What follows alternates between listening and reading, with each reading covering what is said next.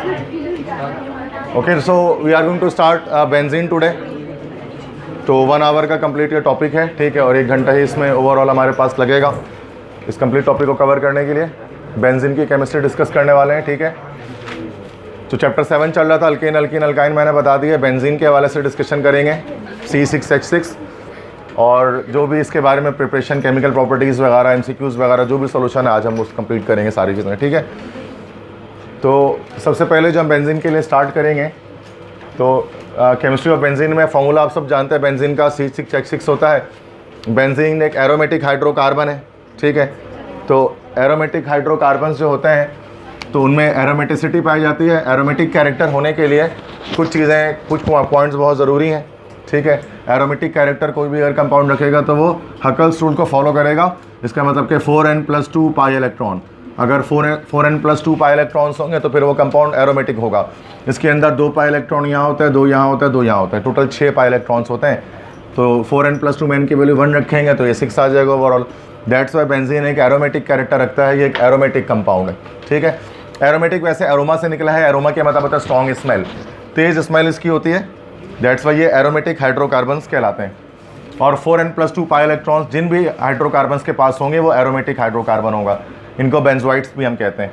Hexagonal planar structure होता है। जब हम इसके स्ट्रक्चर चेक करेंगे, हर कार्बन यहाँ पर sp2 हाइब्रिडाइज्ड होता है, हेक्सागोनल रिंग बनती है। हर कार्बन यहाँ पर जो है वो ट्रायगोनल प्लेनर शेप का होता है 120 डिग्री बॉन्ड एंगल के साथ। इस तरह हेक्सागोनल स्ट्रक्चर कंप्लीट इसकी बन रही होती है। अल्टरनेट पोजीशन पर डबल और जो है सिंगल बॉन्ड होते हैं। बेंजीन के अंदर कॉन्जुगेट पोजीशन पर डबल बॉन्ड्स लगे होते हैं, ठीक है। और ये जो बॉन्ड्स होते हैं वो रेजोनेंस के स्टेट में होते हैं। रेजोनेंस से मुराद ये कि मूव कर रहे होते हैं, सर्कुलर रोटेट कर रहे होते हैं। तो ये तो जब मैं स्ट्रक्चर आपको डिस्कस करूँगा, स्ट्रक्चर मैंने किसी भी हाइड्रोकार्बन के नहीं बताए, जब वहाँ डिस्कस करूँगा तो फिर वहाँ पर बताऊँगा यहाँ पर रेजोनेंस या मूवमेंट या रोटेशन ऑफ पाई बॉन्ड जो है उसके अंदर किस तरह से आती है।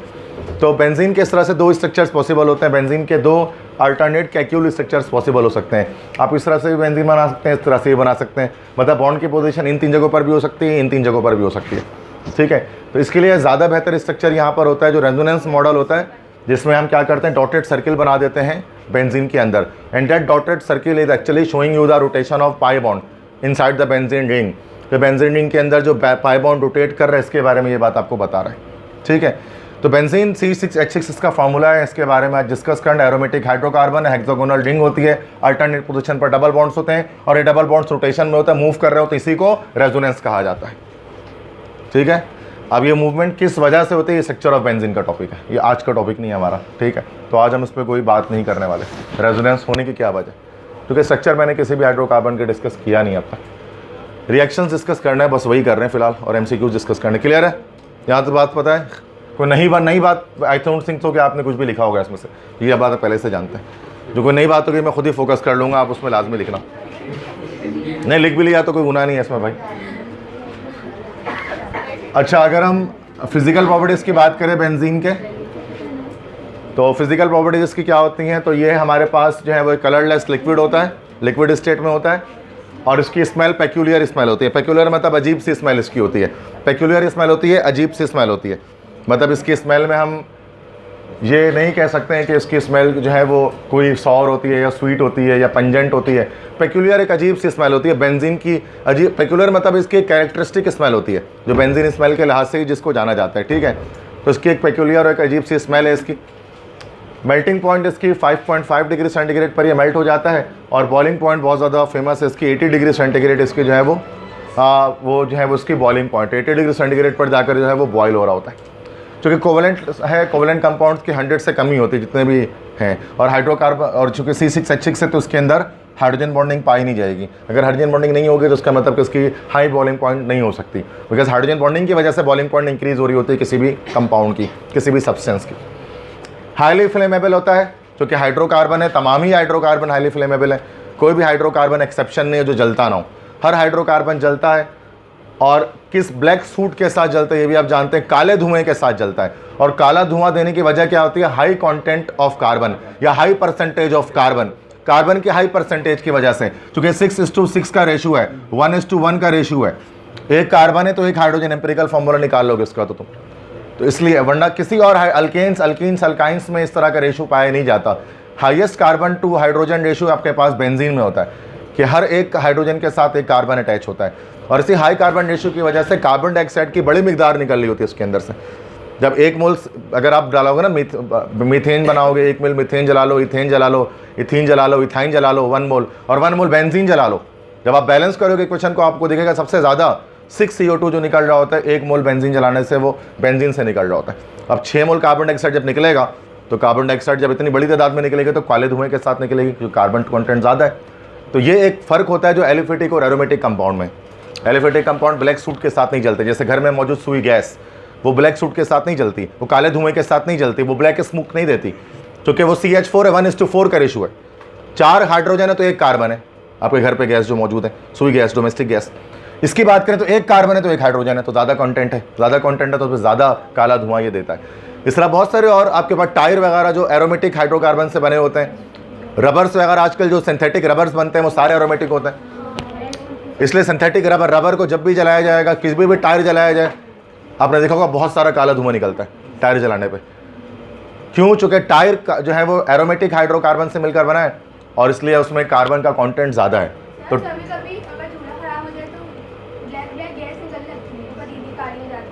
तो वो तो कार्बन ब्लैक जो चपका हुआ होता है उसके साथ ना कार्बन डाइऑक्साइड और कार्बन ब्लैक वो निकल रहा होता है उसकी वजह से। और सर जो जमीन से गैस निकल रही होती है मतलब उसमें आग लग जाती है, तो वो ब्लैक सूट के साथ जो जल रहा होता है तो वो क्यों होता है? ब्लैक सूट के साथ, ये ब्लैक सूट देखो, अब ज़मीन से कभी कभार नहीं कभी कभार ज़मीन से गैस निकलती है तो उसके साथ जो है वो एरोमेटिक हाइड्रोकार्बन्स के साथ भी वो निकल सकती है, तो इसकी वजह से वो ब्लैक सूट आ रहा होता है। वरना सुई गैस जब भी जलती है तो उसका कोई ब्लैक सूट नहीं होता। मैंने आपको बताया था, आप घर जाकर वीडियो देखना डोर टू हेल की, तो डोर टू हेल अगर आपने देखा है तुर्कमानिस्तान का जो मैंने बताया था, तो वहाँ तो हर वक्त जलते रहता है, काला धुआं नहीं होता, और जब करीब जाते तो दिखता है अंदर आग जल रही है, दूर से तो कहीं नहीं दिखता कि आग जल रही है उसके अंदर, और 50 सालों से जल रही है, क्योंकि वो मीथेन टोटल जल रहा है।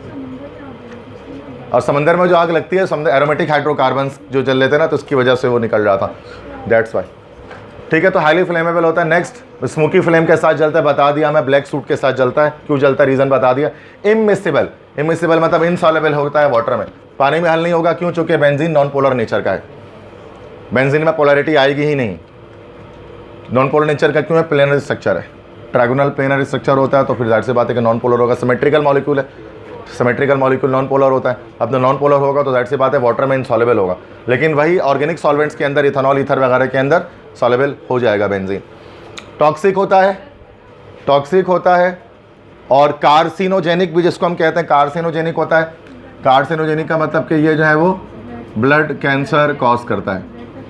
अगर इसको ज़्यादा, इसको अगर इंजेक्ट किया जाए ब्लड में, किसी तरह से ब्लड में शामिल हो जाए तो ब्लड कैंसर कॉज करता है। तो हाईली टॉक्सिक कंपाउंड है बेंजीन, इसलिए बेंजीन के प्रैक्टिकल्स वगैरह में डायरेक्टली, लेकिन बेंजीन के डिगर कंपाउंड्स बहुत सारे जो है वो हार्मलेस भी हैं। बेंजीन चूँकि जब एक कंपाउंड दूसरे कंपाउंड की सूरत अख्तियार कर लेता है तो उसकी केमिकल, फिजिकल तमाम प्रॉपर्टीज़ चेंज हो जाती हैं।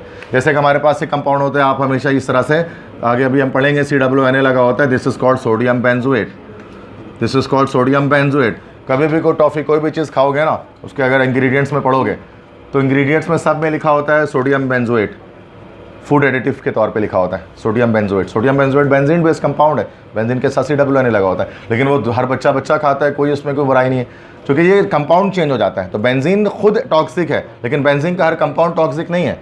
बेंजीन के कुछ कंपाउंड ऐसे जो आप ईटेबल हैं, जो खानों में डलते हैं, सोडियम बेंजोएट वगैरह जैसे फूड प्रिजर्वेटिव होता है, फूड को बचाता है ये ख़राब होने से। तो ज़रूरी नहीं है कि हर बेंजीन का कंपाउंड भी टॉक्सिक हो, लेकिन बेंजीन खुद टॉक्सिक होता है और कार्सिनोजेनिक होता है। बात समझ में आगे सारी फिजिकल प्रॉपर्टीज़, ठीक है। अच्छा, बेंजीन की जब हम प्रिपरेशन की बात करें, बेंजीन को किस तरह से बनाया जाता है, ठीक है, वहाँ से तो बेंजीन को बनाने के लिए हमारे पास एक तरीका होता है, कुछ प्रोसेस है। पहला है N-हेप्टेन से हम बना सकते हैं इसको। N-हेप्टेन से मुराद की ये तरीका हमारे पास होता है पेट्रोलियम से, जो कि पेट्रोलियम से सारे अल्केन्स निकलते हैं, तो N-हेप्टेन भी पेट्रोलियम से निकलता है, तो N-हेप्टेन से बनाया जा सकता है। N-हेप्टेन से मुराद नॉर्मल हेप्टेन, हेप्टेन की बात आप जानते हैं, दैट इज़ C7 और H डबल करके 2 बढ़ा दो 16। N-हेप्टेन, N से मुराद भी आप जानते हैं, चैप्टर 6 में मैंने बताया, सारे कार्बन स्ट्रेट चेन में अगर अटैच हो जाए, this is N compound, normal heptane, ठीक है, 6 कार्बन स्ट्रेट चेन में अटैच होंगे। तो इसमें हमारे पास N-हेप्टेन से बनाना तो 3 वेरियस स्टेप में जाकर ये बनता है। सबसे पहले तो साइक्लाइजेशन यह होती है। साइक्लाइजेशन मतलब कि एसाइक्लिक कंपाउंड साइक्लिक कंपाउंड में कन्वर्ट होता है, जिसको डिहाइड्रोजनेशन भी कहा जाता है, हाइड्रोजन के रिमूवल से।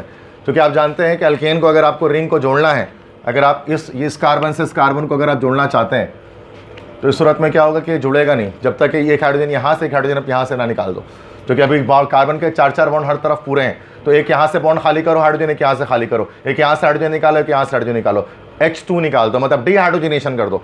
तो क्या होगा, ये यहाँ से जुड़ जाएगा ओवरऑल और क्या बन जाएगा आपके पास जो है वो मिथाइल, तो मतलब साइक्लोहेक्सेन नहीं बनेगा, साइक्लोहेक्सेन के साथ CH3 लगा होगा, मिथाइल साइक्लोहेक्सेन बनेगा, ठीक है। और हाइड्रोजन रिमूव हो जाएगी, ये हमने की यहाँ पर साइक्लाइजेशन। अब इसके बाद फिर डिहाइड्रोजनेशन दोबारा करेंगे, क्योंकि बेंजीन रिंग अभी नहीं बनी है। तो उसके लिए क्या करना पड़ेगा, हर एक जगह पर हर एक जगह से एक एक हाइड्रोजन निकालना पड़ेगा। तो टोटल 6 हाइड्रोजन निकलेंगे, 3H2 निकलेगा। तो क्या होगा, बेंजीन रिंग की फॉर्मेशन हो जाएगी। तो बेंजीन रिंग के साथ CH3 आएगा, उसको हम क्या बोलेंगे, टॉलुइन बोलेंगे, मिथाइल बेंजीन भी कह सकते हैं। फिर इस टॉलुइन की हम क्या करेंगे, हाइड्रोजनेशन। हाइड्रोजनेशन में क्या होगा, इससे हाइड्रोजन का रिएक्शन करेंगे, हाइड्रोजन ने CH3 से रिएक्शन करेगा, CH4 बना लेगा और बेंजीन सेपरेट आउट हो जाएगा, टॉलुइन से बेंजीन में कन्वर्ट हो जाएगा। तो यहाँ पर पहला तरीका हमारे पास होता है एन-हेप्टेन से बेंजीन बनाने का। एन-हेप्टेन की पहले 2 हाइड्रोजन निकालेंगे, 2 किनारे से मिथाइल साइक्लोहेक्सेन बनाएंगे, उसके बाद 6 हाइड्रोजन और निकालेंगे, टॉलुइन बनाएंगे, फिर CH4 ऊपर का निकाल देंगे, हाइड्रोजन से रिएक्शन करा के तो बेंजीन बन जाएगा। क्लियर है। ये PSI ये असल में प्रेशर लिखा हुआ, हाई प्रेशर, मैंने बताया आपको याद करने की जरूरत नहीं है। PSI होता है पाउंड पर स्क्वायर इंच, पाउंड पर FPS सिस्टम के अंदर प्रेशर की यूनिट होती है, फुट पाउंड सेकंड के अंदर। जैसे आपके ऐसा सिस्टम में होता है पास्कल न्यूटन पर मीटर स्क्वायर, बिल्कुल वैसे ही जो है वो इसके अंदर जो है वो क्या होती है, PSI होती है, पाउंड पर स्क्वायर इंच होती है। मुझे देखो याद, ठीक है। यस, डिहाइड्रोजनेशन करने के लिए हम जो इस्तेमाल करते हैं, जो कॉमनली निकल कॉपर कपल को इस्तेमाल कर रहे होते हैं, लेकिन इसमें वेरियस डिफरेंट कैटलिस्ट भी इस्तेमाल हो सकते हैं, ठीक। कैटलिस्ट का इतना मसला नहीं है, मैंने आपको बता दिया। अब जाहिर सी बात है, हर टेम्परेचर, बच्चे ने पूछा भी था किसी ने मुझसे, अब हर टेम्परेचर थोड़ी ना हम याद करेंगे, लेकिन इसलिए कि जब लेक्चर मैंने स्लाइड तैयार कर रहा हूँ तो टीचर के लिए तो आसान है कॉपी पेस्ट कर देना। मुझे क्या कर रहा था, मुझे कॉपी पेस्ट करना था, लिखा हुआ। आपके लिए मसला है कि आपको याद थोड़ी ना होगा, ये मुझे नहीं याद, आपको कैसे होगा टेम्परेचर। तो टेम्परेचर याद नहीं रहे, हाँ जो मैं बता रहा हूँ, बोल रहा हूँ, जहाँ जहाँ से वो चीज़ याद रखें, क्योंकि मैंने नहीं बोला टेम्परेचर इतना रखें, प्रेशर इतना रखें, ये चीज़ डालें, तो ज़रूरत नहीं है उसकी। क्लियर है। और इंटरमीडिएट में भी आपसे आस्क नहीं करते हैं, इंटरमीडिएट में भी आपसे आस्क नहीं करते, नहीं क्या इंटर में आपसे आस्क करेंगे, सेकेंड ईयर में भी आपसे ये सब आस्क नहीं करते हैं। मैंने तकरीबन 12 कॉलेजेस के पेपर सॉल्व कर लिए हैं, आपको यकीनन पता, यूट्यूब पे अपलोड कर रहा हूँ मैं। 12 कॉलेजेस के पेपर सॉल्व कर लिए, किसी में भी कंडीशंस नहीं पूछी, 12 में से 4 कॉलेज का दोबारा सॉल्व कर दूंगा। तो कराची के हर कॉलेज के पेपर में सॉल्व करो, कहीं पर भी कंडीशन नहीं पूछते। तो बिला वजह फिर उसमें परेशान होते हैं बच्चे, कंडीशन याद करें ना करें, क्योंकि टीचर को भी पता है, टीचर खुद नहीं याद रहता, हमें कहाँ से पूछेंगे वो, इतने सारे रिएक्शन से, हर रिएक्शन में कंडीशन डिफरेंट है, कैसे याद करोगे, नामुमकिन, और कॉन्सेप्ट भी नहीं है। इतना ही टेम्परेचर क्यों है, कोई फॉर्मूला लगा के निकालते नहीं हो सकता। मैंने बोला भाई ये कंपाउंड आएगा तो ऐसे ही टेम्परेचर आएगा, ऐसा कुछ नहीं है। अब बच्चे बोले सर 300 लिखा हुआ है 299 कर देता हूँ, ये तो अजीब सी बात हो जाएगी ना ये। तो ये तो रट्टा फुल कहला जाएगा और कुछ भी नहीं होगा, ठीक है। आगे बढ़ते हैं। फ्रॉम एन-हेक्सेन, एन-हेक्सेन से हमारा टोटल फिर वही है, हेप्टेन से बना सकते हैं, हेक्सेन से भी। हेक्सेन में टोटल 6 कार्बन होंगे, C6H14। सेम वही काम करना है, पहले डिहाइड्रोजनेशन करनी है, यहाँ से एक हाइड्रोजन, यहाँ से एक हाइड्रोजन निकलेगा, रिंग बन जाएगी, साइकिल बन जाएगा, और बन जाएगा कि आपके पास साइक्लोहेक्सेन, 2 हाइड्रोजन रिमूवल हो गया। फिर साइक्लोहेक्सेन से फिर हर एक कार्बन से क्या कर देंगे, एक हाइड्रोजन निकाल देंगे, टोटल 6 हाइड्रोजन निकलेगा और बन जाएगा बेंजीन। अब आप बोलोगे सर क्रोमियम ऑक्साइड और MO ये सब इस्तेमाल किया, मोलिब्डेनम ऑक्साइड, आप निकल कॉपर कपड़ से निकाल दो, बात हो, ये सब भी निकल जाएगा, ठीक है। ये तो बुक में ये लिखा होता तो इसलिए मैंने इसको यहाँ पर ये लिख दिया, इससे कोई इशू नहीं होता, ठीक है। समझ में आ गई बात। तो वही जैसे एन-हेप्टेन, तो उसमें एक स्टेप ज़्यादा था, उसमें जो कि मिथाइल रेडिकल भी आ रहा था, तो उसके लिए फिर उसको रिमूव करना पड़ा था, यहाँ पर नहीं आता हेक्सेन में। क्लियर है। सेम है, हेक्सेन हेप्टेन दोनों में क्या कर रहे हैं, ये दोनों प्रोसेस हाइड्रोफॉर्मिंग कहलाते हैं। हाइड्रोफॉर्मिंग में क्या होता है, एक स्ट्रेट चैन अल्केन को एक हम साइकिल में कन्वर्ट करते हैं या क्लोज चैन अल्केन में कन्वर्ट करते हैं, यह हाइड्रोफॉर्मिंग भी कहला सकता है। इसी को हम साइक्लाइजेशन भी कह सकते हैं, क्योंकि एसाइक्लिक कंपाउंड साइक्लिक कंपाउंड में कन्वर्ट हो रहा होता है ना भाई। ये साइक्लिक है ना, ये साइक्लिक में कन्वर्ट हो रहा है, ओपन चेन है, क्लोज चेन में कन्वर्ट हो रहा है। क्लियर है, ठीक है। बस इतनी ही बात याद रखनी है इसको। यही इंटर में होते तो हम इसको लिखते थे बैठ के पूरा इसको इस तरह से, लेकिन इंटर भी लेक्चर में होगा, बस रिवाइज करा रहा हो ताकि MCQs क्लास के एंड में हम सबसे सॉल्व हो। एसिटाइलिन, एसिटाइलिन से हमारा इथाइन, इथाइन से बनाना आपको पता है, इथाइन ट्राइमर उसका जो होता है वो आपका बेंजीन होता है। ऑर्गेनो निकल कपर भी इस्तेमाल करते हैं, उसके साथ ऑर्गेनो निकल इस्तेमाल करते हैं, या फिर आप ऑर्गेनो कॉपर इस्तेमाल कर सकते हैं। ट्यूब उसकी होती है, ट्यूब से गुजारते हैं मीथेन को, इथाइन को हाई टेम्परेचर पर पोलिमराइज हो जाता है, 3 मिथाइन मिलते हैं तो क्या बन जाता है, एक बेंजीन आपका जो है वो फॉर्म हो जाता है। क्लियर। ये से पहले इथाइन की केमिकल प्रॉपर्टी में भी बताया। सिंपल है ना भाई। अच्छा, इसके बाद फिर फिनॉल से बना सकते हैं, फिनॉल की रिडक्शन कर सकते हैं। फिनॉल की रिडक्शन करने के लिए रिड्यूसिंग एजेंट इस्तेमाल करेंगे जिंक। जिंक क्या कर सकते हैं, रिड्यूसिंग एजेंट के तौर पे बिहेव करेगा, यहाँ से ऑक्सीजन निकाल देगा। रिडक्शन का मतलब होता है लॉस ऑफ ऑक्सीजन। यहाँ से ऑक्सीजन निकलेगा तो सिर्फ बेंजीन बच जाएगा और ZNO अलग हो जाएगा। ठीक है, जिंक के साथ जब फिनॉल का रिएक्शन करता है, फिनॉल क्या होता है, बेंजीन के साथ OH की अटैचमेंट होती है। जिंक ने इस ऑक्सीजन को खींच कर निकाल दिया, चूंकि यहाँ पर zinc as a reducing agent इस्तेमाल हुआ। रिड्यूसिंग एजेंट क्या करते हैं, रिमूवल ऑफ ऑक्सीजन करता है, तो ऑक्सीजन रिमूव हो गया यहाँ से, तो बेंजीन बन गया। क्लियर, सिंपल स्टेप है। ठीक है, फिनॉल का जिंक डस्ट होता है, डस्ट इसलिए कहते हैं कि स्मॉल पीसेस इस्तेमाल करते हैं, या बहुत बारीक पाउडर जो है वो जिंक यहाँ पर इस्तेमाल किया जाता है। ठीक है, ताकि सरफेस एरिया ऑफ रिएक्टेंट ज़्यादा होता है तो रिएक्शन फास्टर पेपर होता है। क्लियर है, कुछ पूछना है तो पूछ सकते हो भाई बीच में रोक के।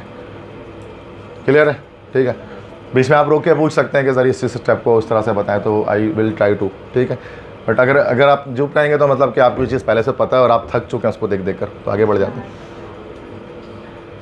डीकार्बोक्सिलेशन, डीकार्बोक्सिलेशन से कर सकते हैं। इसके लिए डीकार्बोक्सिलेटिंग एजेंट चाहिए, बताया था soda lime, caustic soda quicklime का मिक्सचर। कास्टिक सोडा रिएक्टेंट है, क्विकलाइम कैटलिस्ट है, हाई टेम्परेचर पे रिएक्शन होगा, कार्बोक्सिल ग्रुप या CO2 रिमूव होगा। अल्केन भी बनाया है इससे, मीथेन इथेन बनाया है, इससे बेंजीन भी बन सकता है। अब उसमें अब यहाँ पर हमें क्या लेना पड़ता है, कोई हमें RCOONA लेना पड़ता है ना, RCOONA। तो ये सोडियम सॉल्ट है कार्बोक्सिलिक एसिड का। कार्बोक्सिलिक एसिड RCOOH होता है ना, H निकाल दो, सोडियम डाल दो, बन गया एसिड। ये सोडियम सॉल्ट है कार्बोक्सिलिक एसिड का। इसमें R में अगर आप लगा दोगे CH3 तो फिर आपको जो है वो यहाँ पर CH3 लगा दोगे तो फिर आपको मीथेन मिल जाएगा। C2H5 लगा दोगे तो आपको फिर प्रोपेन मिल जाएगा। अगर आप इसमें C6H5 लगा दोगे तो क्या मिल जाएगा, आपको बेंजीन मिल जाएगा। यहाँ से ये ब्रेक हो जाएगा ओवरऑल और एक हाइड्रोजन इसमें जुड़ जाएगा। तो ये हमारे पास फिर क्या है, C6H5 COONA को हम ऐसे भी लिख सकते हैं, क्योंकि ये जो रेडिकल होता है बेंजीन का C6H5 होता है, और COONA this is called sodium benzoate. Soda lime से रिएक्शन कराते हैं, NaO यहाँ पर कैल्शियम ऑक्साइड भी होगा। ठीक है, तो ये पूरा मॉलिक्यूल इस तरह से निकल जाता है सोडियम कार्बोनेट की सूरत में, और H आकर यहाँ अटैच हो जाएगा, बेंजीन बना लेगा। ऐसे ही होता है। मीथेन और इथेन भी इसी तरह से बनाते हैं, वहाँ पर CH3 यहाँ पर लगा देते हैं या C2H5 लगा देते हैं मीथेन और इथेन के लिए। क्लियर है, सोडियम बेंजोएट की डीकार्बोक्सिलेशन से बना सकते हैं। डीकार्बोक्सिलेशन में क्या होता है, कार्बोक्सिल ग्रुप की रिमूवल होती है किसी भी कंपाउंड में से। कार्बोक्सिल ग्रुप आप जानते हैं COO ग्रुप। क्लियर है, सिंपल, बस समझ में आ रही है बात। ठीक है, तो ये प्रिपरेशंस तो सारी यहाँ पर ख़त्म हो गई, इतनी ही प्रिपरेशन थी। ठीक है, तो जो प्रिपरेशंस यहाँ पर बताएं उन प्रिपरेशंस को याद रखें। केमिकल प्रॉपर्टीज़ की बात करें, बेंजीन आपको पता है कि 4 तरह की करता है, वैसे 3 मैंने यहाँ लिखा हुआ है, 3 मेजर टाइप्स इसकी हैं। इलेक्ट्रोफिलिक सब्स्टिट्यूशन रिएक्शन करता है, एडिशन रिएक्शन करता है और ऑक्सीडेशन रिएक्शन। 3 तरह के रिएक्शन जो है वो बेंजीन देता है। इलेक्ट्रोफिलिक सब्स्टिट्यूशन इसके कैरेक्टरिस्टिक रिएक्शन है, मेन रिएक्शन है। कभी कभार एडिशन दे देता है और कभी कभार ये ऑक्सीडेशन रिएक्शन भी दे देता है। ठीक है, साइड चेन रिएक्शन भी देता है ये, तो वो मैंने यहाँ लिखना मैं आपको भूल गया। ठीक है, आगे बता दूँगा। सबसे पहले तो इलेक्ट्रोफिलिक सब्स्टिट्यूशन रिएक्शन। आप जानते हैं कि बेंजीन एक सैचुरेटेड हाइड्रोकार्बन है, बेंजीन अनसैचुरेटेड नहीं है। पाई बॉन्ड होने की वजह से, अगरचे पाई बॉन्ड है लेकिन वाहिद पाई बॉन्ड वाला कंपाउंड हो जो सैचुरेटेड है, रेजोनेंस की वजह से, पाई बॉन्ड की रोटेशन की वजह से ये सैचुरेटेड हो जाता है। पाई बॉन्ड के मतलब बेंजीन के पाई बॉन्ड को तोड़ना इतना आसान नहीं है, तोड़ भी देते तो खुद ब खुद जुड़ जाता है दोबारा आगे जाकर। तो बेंजीन करता है सब्स्टिट्यूशन रिएक्शन। अब सब्स्टिट्यूशन कौन सा करेगा, 2 तरह से कर सकता है या 3 तरह से कर सकता है, free radical, electrophilic, nucleophilic. Free radical substitution alkanes करते हैं जो नॉन पोलर होते हैं, न्यूक्लियोफिलिक सब्स्टिट्यूशन अल्काइल हैलाइड करता है, इलेक्ट्रोफिलिक सब्स्टिट्यूशन करता है बेंजीन। इलेक्ट्रोफिलिक सब्स्टिट्यूशन से मुराद क्या होती है, बेंजीन का रिएक्शन होता है किसी इलेक्ट्रोफाइल के साथ। इलेक्ट्रोफाइल अकेला कभी भी नहीं पाया जाता, हमेशा वो ENU की सूरत में होता है, रिएजेंट होता है। वो E पर पॉजिटिव चार्ज होता है, NU पर नेगेटिव चार्ज होता है। जिस पर पॉजिटिव चार्ज है वो इलेक्ट्रोफाइल, जिस पर नेगेटिव आया है वो nucleophile. Electron loving species, nucleus loving species, negative loving, positive loving species. चूँकि खुद पॉजिटिव चार्ज है तो नेगेटिव की तरफ भागता है, that's why it is called electrophile, electron lover. अब बेंजीन जो है वो इलेक्ट्रॉन रिच होता है due to the presence of 6 pi electron, 2 pi electron यहाँ, 2 पाई इलेक्ट्रॉन यहाँ, 2 पाई इलेक्ट्रॉन यहाँ। बेंजीन होता है electron rich compound. Electron rich है तो यकीनन इलेक्ट्रॉन बहुत है इसके पास, इलेक्ट्रॉन के मामले में अमीर है, तो यकीनन वो आएगा जिसको इलेक्ट्रॉन से मतलब कि इलेक्ट्रॉन से उसको लव हो, इलेक्ट्रॉन से उसको मोहब्बत हो, वही इसके पास आएगा ताकि इससे इलेक्ट्रॉन ले सके जो इलेक्ट्रॉन रिच है ये। तो इलेक्ट्रोफाइल आकर अटैक करेगा बेंजीन रिंग पर। तो इससे क्या होगा कि इससे एक हाइड्रोजन यहाँ से निकल जाएगा बाहर और उसकी जगह पर इलेक्ट्रोफाइल आकर अटैच हो जाएगा और प्रोडक्ट बन जाएगा, वो सब्स्टिट्यूटेड बेंजीन कहलाता है या मोनो सब्स्टिट्यूटेड बेंजीन कह सकते हैं उसको हम। और जो H निकलेगा वो NU से रिएक्शन करके क्या बना लेगा, HNU। This is general mechanism या general reaction of electrophilic substitution reaction in which benzene reacts with an electrophile. वैसे रिएजेंट से रिएक्शन करेगा, रिएजेंट से इलेक्ट्रोफाइल निकलेगा, बेंजीन के एक हाइड्रोजन को हटा के खुद अटैच हो जाएगा उसकी जगह पर, और जो हाइड्रोजन निकलेगा वो न्यूक्लियोफाइल से रिएक्शन करके बाय प्रोडक्ट बना लेगा। बात समझ में आ रही है? यह इसी तरह की रिएक्शन है, कैरेक्टरिस्टिक ये मरकजी ख्याल है इस रिएक्शन का, कैसा कुछ होता है, उसकी डिटेल है पूरी, आगे कैसे होता है। ठीक है, ये बात ये वाली स्लाइड समझ में आई है? इस स्लाइड में क्या बात हो रही है? इस स्लाइड में तो मसला नहीं है ना, बात तो बहुत है उसके आगे। इस स्लाइड में ओके, सारी चीज़ें क्लियर है?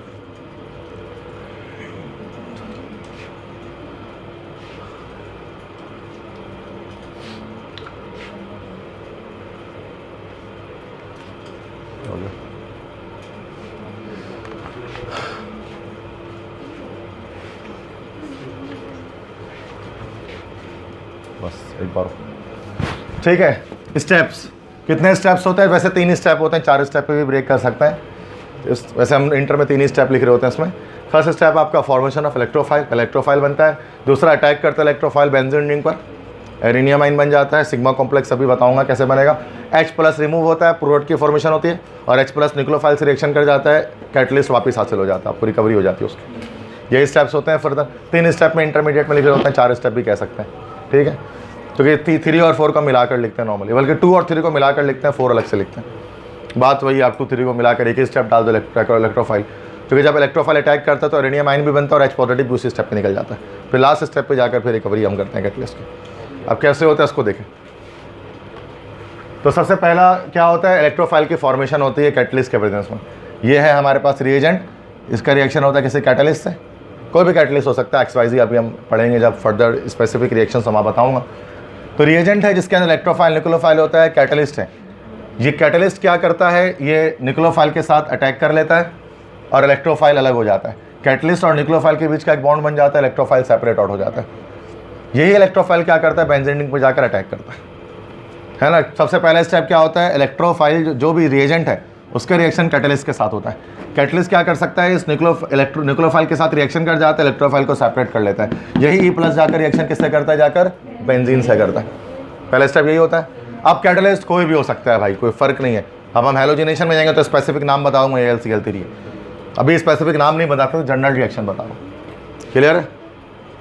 कैटलिस्ट कोई भी हो सकता है, एक कैटलिस्ट नहीं होता। उसके बाद क्या होता है कि जब ये क्या हो गया अरीशा, कुछ मसला है तो मुझसे पूछो भाई, मैं डिटेल में बता दूंगा कोई स्टेप।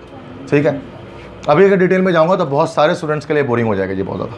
ठीक है, तो पाई बॉन्ड ब्रेक होगा, बेंजीन का कोई भी एक पाई बॉन्ड ब्रेक होगा, इलेक्ट्रोफाइल जाकर उसके साथ अटैक करेगा। ठीक है, तो क्या होगा, इलेक्ट्रोफाइल जाकर अटैच हो जाएगा। देन उसके बाद क्या होगी, पाई बॉन्ड की रोटेशन होगी, जिसको रेजोनेंस कह रहे हैं। पाई बॉन्ड घूमेगा, पाई बॉन्ड रोटेट करेगा बेंजीन रिंग के अंदर, और फाइनली उसके बाद क्या होगा कि हाइड्रोजन जो है वो बाहर निकल जाएगा। इस स्टेप पे नहीं दिखा रहा, आगे दिखा दूंगा। ये जो जब बेंजीन पर पॉजिटिव चार्ज आकर अटैच हो जाएगा, इसी को हम लोग जो है वो सिग्मा कॉम्प्लेक्स कहते हैं। जब बेंजीन पर पॉजिटिव चार्ज जाकर अटैच हो जाए, जब बेंजीन पर जाकर पॉजिटिव चार्ज अटैच हो जाएगा, इसी को सिग्मा कॉम्प्लेक्स कहते हैं। इसी को एरिनियम आइन कहते हैं। एरिनियम आइन भी यही कहलाता है, एरिनियम। और इसी को डीलोकलाइज्ड कार्बोकैटाइन कहते हैं। कार्बोकैटाइन जब कार्बन पे पॉजिटिव चार्ज आ जाए, और डीलोकलाइज्ड से मुराद के कार्बोकैटाइन में ये जो कार्बन का चार्ज है वो डीलोकलाइज्ड है। एक तो लोकलाइज्ड होता है, लोकलाइज्ड जब एक ही जगह पर अगर फिक्स रहे अगर चार्ज, और अगर घूमता रहे तो फिर डीलोकलाइज्ड है। तो डीलोकलाइज्ड कार्बोकैटाइन यहाँ पर बनता है जहाँ पॉजिटिव चार्ज रोटेट करते रहते हैं, 3 जगह पर रोटेट करता है। डबल बॉन्ड रोटेट करते हैं तो फिर पॉजिटिव चार्ज भी रोटेट करता है, स्टेबिलिटी गेन करने की कोशिश करता है। लेकिन यहाँ से क्या होता है कि यहाँ पे ये पाई बॉन्ड ब्रेक होता है। जब ये पाई बॉन्ड ब्रेक होता है तो एक तरफ नेगेटिव चार्ज आता है, एक तरफ पॉजिटिव चार्ज आता है। यहाँ पहले से हाइड्रोजन मौजूद है, हर जगह पे पहले से मौजूद है। यहाँ क्या, हाइड्रोजन जाकर इस नेगेटिव पे अटैक कर लेता है और जाकर अटैचमेंट कर लेता है। यहाँ पर पॉजिटिव चार्ज गेट हो जाता है। जब यहाँ पॉजिटिव चार्ज आ गया तो इस वाले कार्बन को हम कह सकते हैं ये कार्बोकैटाइन बन गया। सिर्फ इस वाले कार्बन को हम कह सकते हैं ये कार्बोकैटाइन बन गया, और ये पूरा का पूरा एरिनियम आइन बना या सिग्मा कॉम्प्लेक्स बना। पूरे बेंजीन पे पॉजिटिव चार्ज आ जाए, एक मिनट, पूरे बेंजीन पे जब पॉजिटिव चार्ज आ जाए तो वो सिग्मा कॉम्प्लेक्स है, या वो एरिनियम आइन है। और सिर्फ जब एक कार्बन को देखते हुए हम बात करें तो फिर वो कार्बोकेटाइन है। तो ये एरिनियम आइन भी पूरा का पूरा ये एरिनियम आइन है या सिग्मा कॉम्प्लेक्स है। और ये जो है ना सिर्फ यहाँ पर जहाँ पर मैंने टिक किया ये कार्बोकेटाइन है। और ये कार्बोकेटाइन डीलोकलाइज्ड है। डीलोकलाइज समराद ये कार्बोकेटाइन घूम रहा है पूरे को पूरे बेंजीन रिंग के अंदर। जब डबल बॉन्ड एक यहाँ से यहाँ मूव कर रहा है तो कार्बोकेटाइन यहाँ से यहाँ मूव कर जा रहा है। फिर एक डबल बॉन्ड जब यहाँ से यहाँ मूव कर रहा है तो कार्बोकेटाइन यहाँ से यहाँ मूव कर जाता है। हम इंटरमीडिएट में अपने क्लासरूम में ये वाला पाई बॉन्ड तोड़ रहे होते हैं। मैंने आपको बताया था यहाँ पर मैंने इसलिए ये वाला पाई बॉन्ड तोड़ दिया। कोई भी पाई बॉन्ड आप तोड़ सकते हैं, तीनों पाई बॉन्ड्स आइडेंटिकल हैं। अब आप बोलोगे सर हमने तो बुक में ये देखा सर ये वाला पाई बॉन्ड टूटा हुआ है इधर पे आके अटैच हुआ, तो बात तो वही आप कहीं पे भी अटैच करो, ठीक है।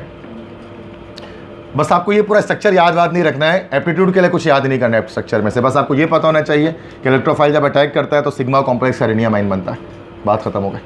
आपसे स्ट्रक्चर नहीं कहेंगे draw the structure in MCQs, तो ये फालतू की बात है, ऐसा कभी भी नहीं आएगा। हाँ इंटर में आ सकता है, वो हम डिस्कस कर चुके इंटर की क्लास में, उसके लिए एप्टीट्यूड की ज़रूरत नहीं है हमें, ठीक है। बात समझ में आ रही है।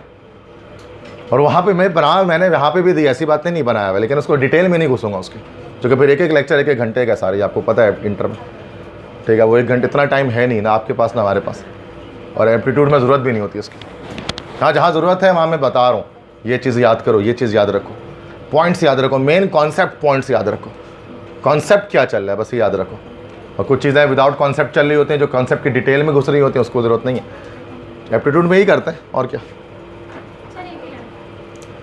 यहाँ से नहीं करें आप इसको। मैं फिर बता रहा हूँ, यहाँ पे जो इंटर से किया ना ये वाला पाई बॉन्ड तोड़ के वहाँ से कर लें भाई इसको, जो कि वो आपकी प्रैक्टिस में होता है। ये प्रैक्टिस आगे पीछे हो जाएगी इसमें फिर, क्योंकि यहाँ पर बॉन्ड पॉजिटिव चार्ज इधर इधर इधर मूव करना शुरू कर देगा। हमारी आदत है कि पॉजिटिव चार्ज को हम यहाँ घुमाते हैं, इसलिए मैं बता रहा हूँ, यह मसला हो जाएगा। यहाँ घुमाते हैं ना पॉजिटिव चार्ज को, बात वही है, इससे कोई फ़र्क नहीं पड़ता। मैं बता रहा हूँ देखने में अजीब सा लगेगा देखने में अच्छा ही लगेगा ना, क्योंकि पाई बॉन्ड मैंने ये वाला तोड़ा है, पाई बॉन्ड ये तोड़ना चाहिए, ठीक है। हमारे बच्चे को हमने तो नंबर लाना है ना भाई, रट्टा लगा के लाए कैसे भी लाए, हमें रट्टा ये लगा हो तो यहाँ से तोड़ना है, बात खत्म हो गई, ठीक है। अब यहाँ से तोड़ने में थोड़ा सा स्लाइड सा डिफरेंस आ जाता है, देखने में अजीब सा लगता है कि ये क्या हो रहा है, ठीक है भाई। आगे बढ़ते हैं। अच्छा फाइनली उसके बाद फिर क्या होता है कि ये थर्ड स्टेप में ये जो H+ है उसके बाद क्या होता है, H+ रिमूव हो जाता है, इलेक्ट्रॉन उसको देकर H+ रिमूव हो जाता है। H+ जब रिमूव होता है तो फिर इलेक्ट्रोफाइल यहाँ पर डबल बॉन्ड की दोबारा फॉर्मेशन हो जाती है, सब्स्टिट्यूशन हो जाती है। पाई बॉन्ड पहले टूटा था, आखिरी में पाई बॉन्ड दोबारा बन जाता है H+ के निकलने से। ये हम सेकंड स्टेप में शो कर देते हैं, यहाँ अलग स्टेप शो करने की जरूरत नहीं पड़ती इंटर में हमें, ठीक है। पंजाब टेक्स और फेडरल में उसको अलग से दिखाया था, तो इसलिए मैंने अलग से बना दिया, वरना हमारे इंटरनेशनल बोर्ड में तो एक साथ ही हो जाता है ये सेकंड स्टेप में, ठीक है। और फाइनली उसके बाद क्या होता है, जो H+ निकला हुआ है और जो न्यूक्लियोफाइल पहले स्टेप में बना था, वो न्यूक्लियोफाइल जो है वो H+ से रिएक्शन कर जाता है और कैटलिस्ट हमारे रिकवर हो जाते हैं, न्यूक्लियोफाइल H के साथ बॉन्ड बना लेता है।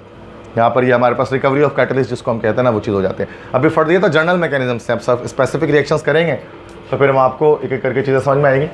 अच्छा हमारे पास यहाँ पर सबसे पहले हमारे पास होता है दैट इज़ ये क्लोरीनेशन। 5 तरह के इलेक्ट्रोफिलिक सब्स्टिट्यूशन रिएक्शंस हैं।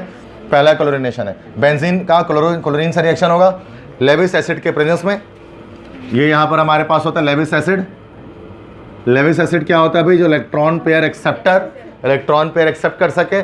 FeCl3 भी इस्तेमाल कर सकते हैं, AlCl3 भी इस्तेमाल कर सकते हैं, दोनों इस्तेमाल कर सकते हैं, उसको फ़र्क नहीं पड़ता कि सर आपने तो ACl3 से करा है, क्योंकि उसको स्ट्रक्चर बनाना आसान हो। FeCl3 का स्ट्रक्चर थोड़ा सा मुश्किल है, चूँकि ट्रांजिशन एलिमेंट है।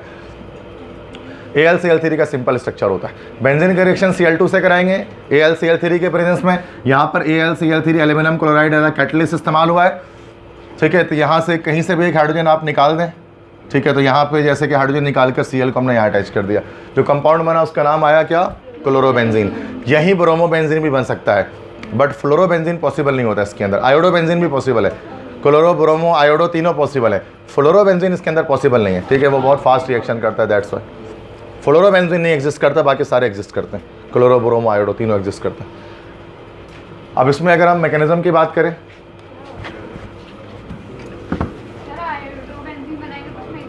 नहीं इसमें नहीं, एथेनॉल सिर्फ एडिशन रिएक्शंस के लिए लेते हैं और कहीं नहीं।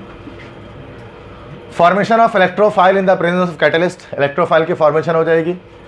कैसे होगी, ये Cl है ना, इसके बीच का बॉन्ड बना होगा, बॉन्ड ब्रेक होगा, प्लस माइनस, और Cl- जो है FeCl के साथ रिएक्ट कर जाएगा, Cl+ अलग हो जाएगा हमारे पास।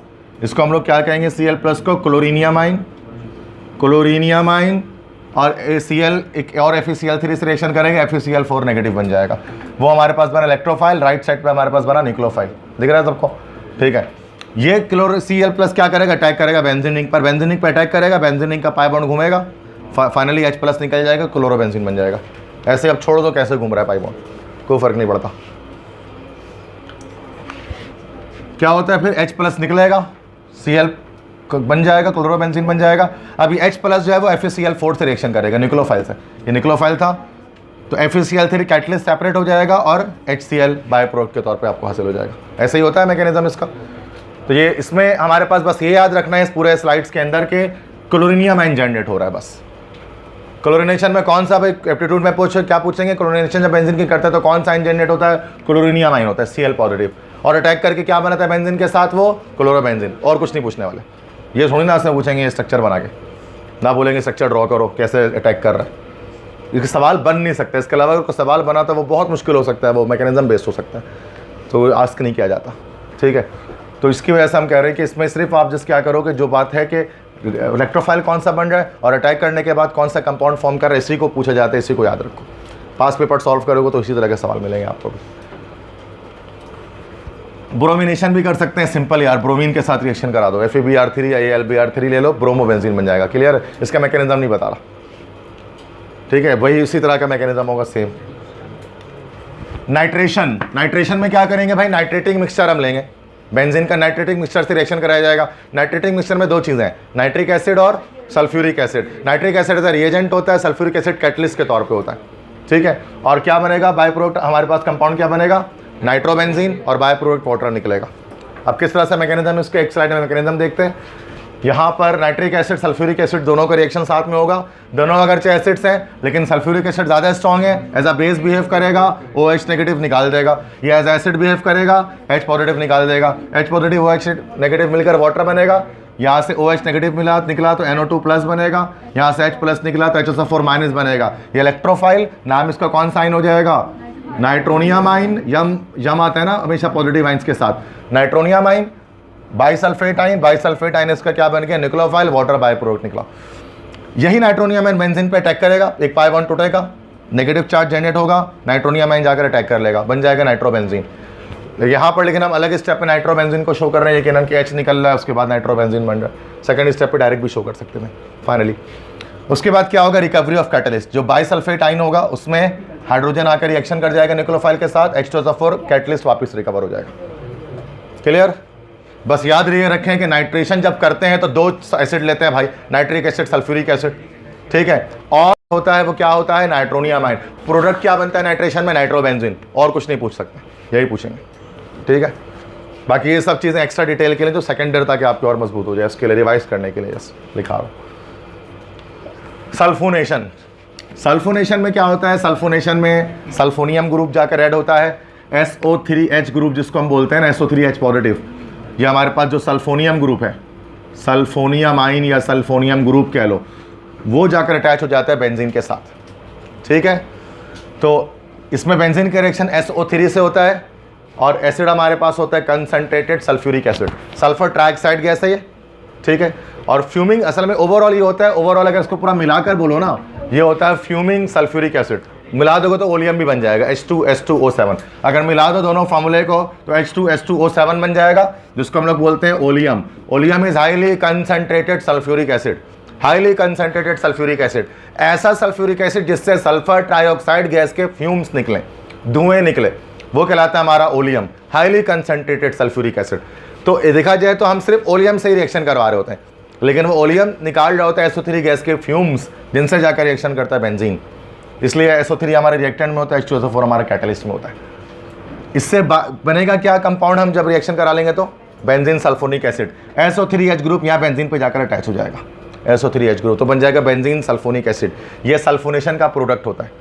ठीक है, अब ये किस तरह से जनरेशन होगी, किस तरह से ये बनेगा, तो स्टेप आप जानते हैं। पहले तो इलेक्ट्रोफाइल की फॉर्मेशन होगी, एसिडिक कैरेक्टर शो करेगा भाई, ये अपना H प्लस निकाल देगा, वो H प्लस जाएगा SO3 के पास। एसिड है ना, H प्लस लॉस करेगा, H प्लस डोनर होगा, एसिड है तो H प्लस जाएगा SO3 के पास, SO3H+ बन जाएगा, जिसको हम बोलेंगे सल्फोनियम आइन। यहाँ से H निकला तो क्या, तो क्या बना, HSO4- जो कि न्यूक्लियोफाइल है। ये SO3H+ क्या करेगा, अटैक करेगा बेंजीन पे, बन जाएगा बेंजीन सल्फोनिक एसिड। ऐसे ही ना, पाई बॉन्ड टूटेगा, SO3H आकर अटैच हो जाएगा। और अगले स्टेप पे फिर वही दिखा रहे होंगे, H निकल रहा होगा यहाँ से, तो प्रोडक्ट की फॉर्मेशन हो जाएगी। फाइनली इस H के निकलने से डबल बॉन्ड फॉर्म हो जाएगा। और ये जो H+ निकला है, फिर ये जो HSO4- जो न्यूक्लियोफाइल से रिएक्शन करेगा और वापस कैटलिस्ट आपको सल्फ्यूरिक एसिड मिल जाएगा। ऐसा ही है भाई। क्या बात याद रखनी है कि जब आप सल्फोनेशन करते हैं तो SO3 और H2SO4 से रिएक्शन होता है, या फ्यूमिंग सल्फ्यूरिक एसिड से होता है, ओलियम भी कह सकते हैं। और जो हमारा जो आइन जो इलेक्ट्रोफाइल बनता है वो सल्फोनियम आइन बनता है, SO3H+। जो एंड प्रोडक्ट आपको मिलता है सल्फोनेशन ऑफ बेंजीन से, उसका नाम होता है बेंजीन सल्फोनिक एसिड। क्लियर है, ये है ना बेंजीन सल्फोनिक एसिड, क्लियर है, ठीक है। ये थर्ड हमारे पास जो इलेक्ट्रोफिलिक सब्स्टिट्यूशन थी, मतलब सल्फोनियम आइन जाकर सब्स्टिट्यूट हो रहा है। अल्काइलेशन भी की जा सकती है, ये फ्रिडल क्राफ्ट रिएक्शंस कहलाते हैं। फ्रिडल क्राफ्ट रिएक्शंस दो होते हैं, एक अल्काइलेशन, एक असाइलेशन। अल्काइलेशन में अल्काइल रेडिकल R आकर अटैच होता है बेंजीन के साथ। अब R में कोई भी रेडिकल अटैच हो सकता है, CH3, C2H5, C3H7, C4H9, कोई भी हो सकता है, मिथाइल एथर प्रोपाइल ब्यूटाइल, कुछ भी, कोई भी अल्काइल रेडिकल अटैच हो सकता है। इसके लिए हम यहाँ पर RX के साथ रिएक्शन कराते हैं। RX मतलब अल्काइल हैलाइड के साथ कराते हैं बेंजीन के रिएक्शन। अगर हम CH3Cl ले लें यहाँ पर, तो सूरत में क्या होगा कि और AlCl3 as a catalyst use होता है, CH3 ग्रुप आकर यहाँ अटैच हो जाएगा, बन जाएगा मिथाइल बेंजीन या टोलुइन। C2H5 ले लेंगे तो इथाइल बेंजीन, C3H7 ले लेंगे तो प्रोपाइल बेंजीन, ठीक है। अगर आइसोप्रोपाइल क्लोराइड ले लेंगे तो क्यूमीन। जो सुनने का स्ट्रेट चेयर हम सिर्फ लें, हम ऐसा भी तो ले सकते हैं, तो यहाँ से क्यूमीन बन जाएगा, आइसोप्रोपाइल बेंजीन हो सकता है। तो किसी भी तरह के हम यहाँ पर रेडिकल्स को अटैच कर सकते हैं, ज़रूरी नहीं कि स्ट्रेट चेन N वाले करें, आइसो वाले भी कर सकते हैं। आइसोप्रोपाइल रेडिकल जनरेट कर दें तो आइसोप्रोपाइल बेंजीन या क्यूमीन बन जाएगा, है ना। नियो भी कर सकते हैं, उससे कोई फर्क नहीं पड़ता, नियो ब्यूटाइल बेंजीन बन सकता है।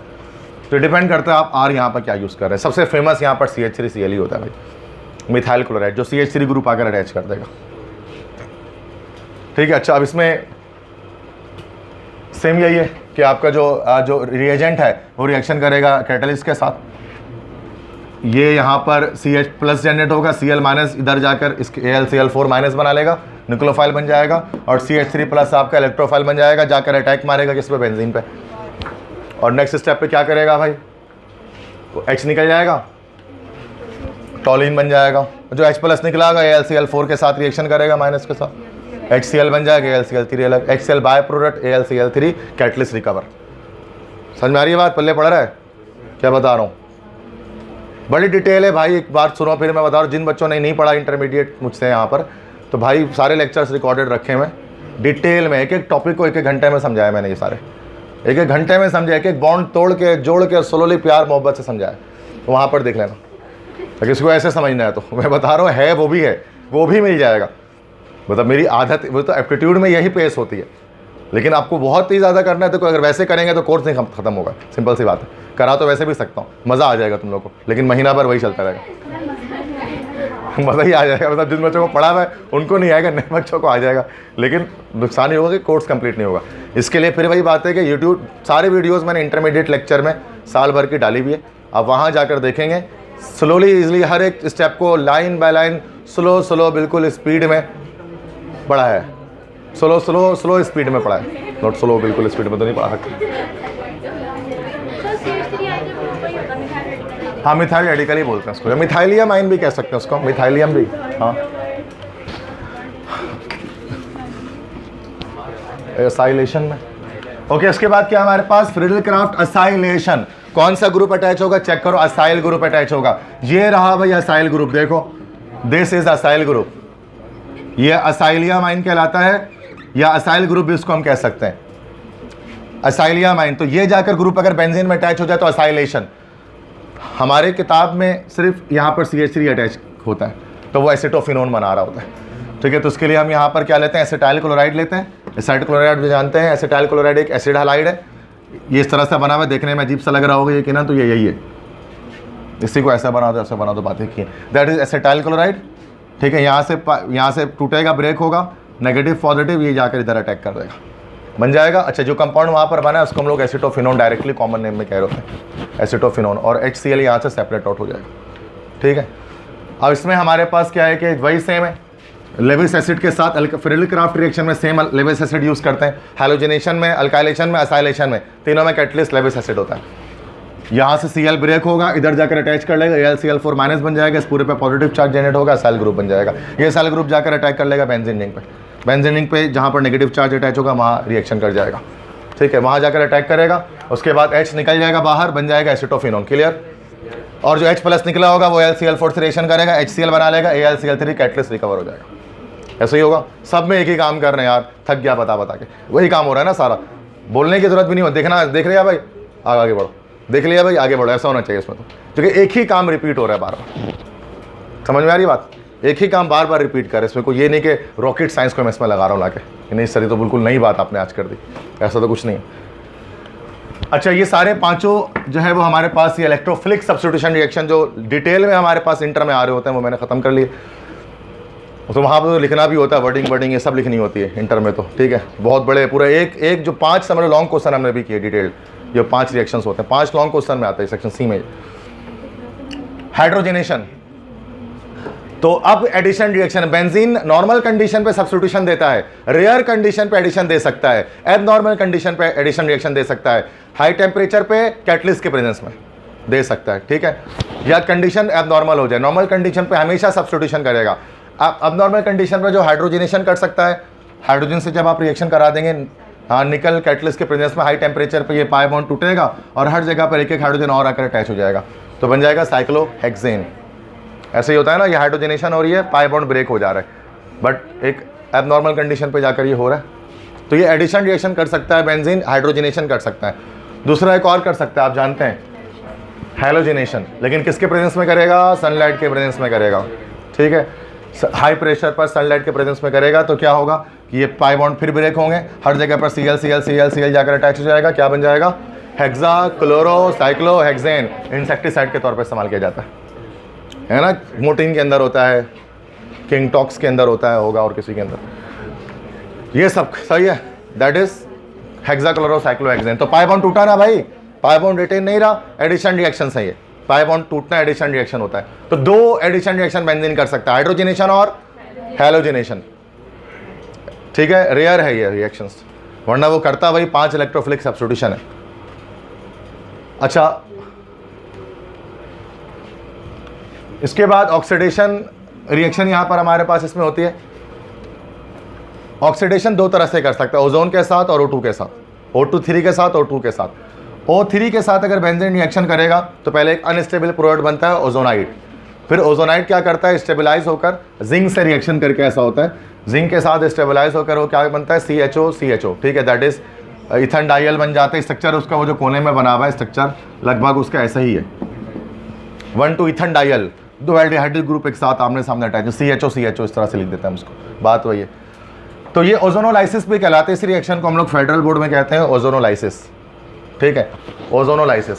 वही ऑक्सीडेशन भी ओजोनोलाइसिस भी, चूंकि ओजोन से रिएक्शन करा रहे हैं, बेंजीन का ओजोन से रिएक्शन हो रहा है, तो ये हमारे पास ट्राइओजोनाइड बन रहा है, जिसका पूरा नाम है बेंजीन ट्राइओजोनाइड। अच्छा, उसका स्ट्रक्चर कैसा होता है? बेंजीन ट्राइओजोनाइड का इस तरह से होता है, अगर आप देखें यहाँ पर, ठीक है, कि ये इस तरह से अगर हम बनाए ना, देखो मैं बना रहा हूँ उसमें, देखें इस तरह से, कार्बन कार्बन कार्बन या CH लगा लूँ, CH, उसके बाद CH, उसके बाद CH, ये हमारे पास साइक्लोहेक्सेन जैसा स्ट्रक्चर कुछ है, ठीक है। उसके बाद ऑक्सीजन, ये एक ओजोन यहाँ लगा हुआ है, एक ऑक्सीजन यहाँ लगा हुआ है, और एक ओजोन यहाँ पर लगा हुआ है, ठीक है, ओजोन है ये।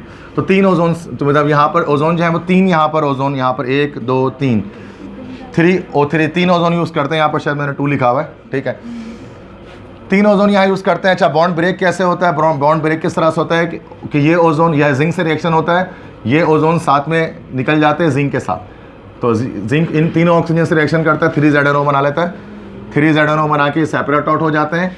उसके बाद ये पूरा मॉलिक्यूल एक CHO एक अलग हो जाता है डबल बॉन्ड की फॉर्मेशन से, फिर ये एक CHO अलग हो जाता है, फिर ये एक CHO अलग हो जाता है, तो 3 CHO बन जाता है। ये ओवरऑल ये फेडरल में पूरी मैकेनिज्म इसकी मौजूद है, सिंध बोर्ड में ऐसा कुछ भी नहीं है।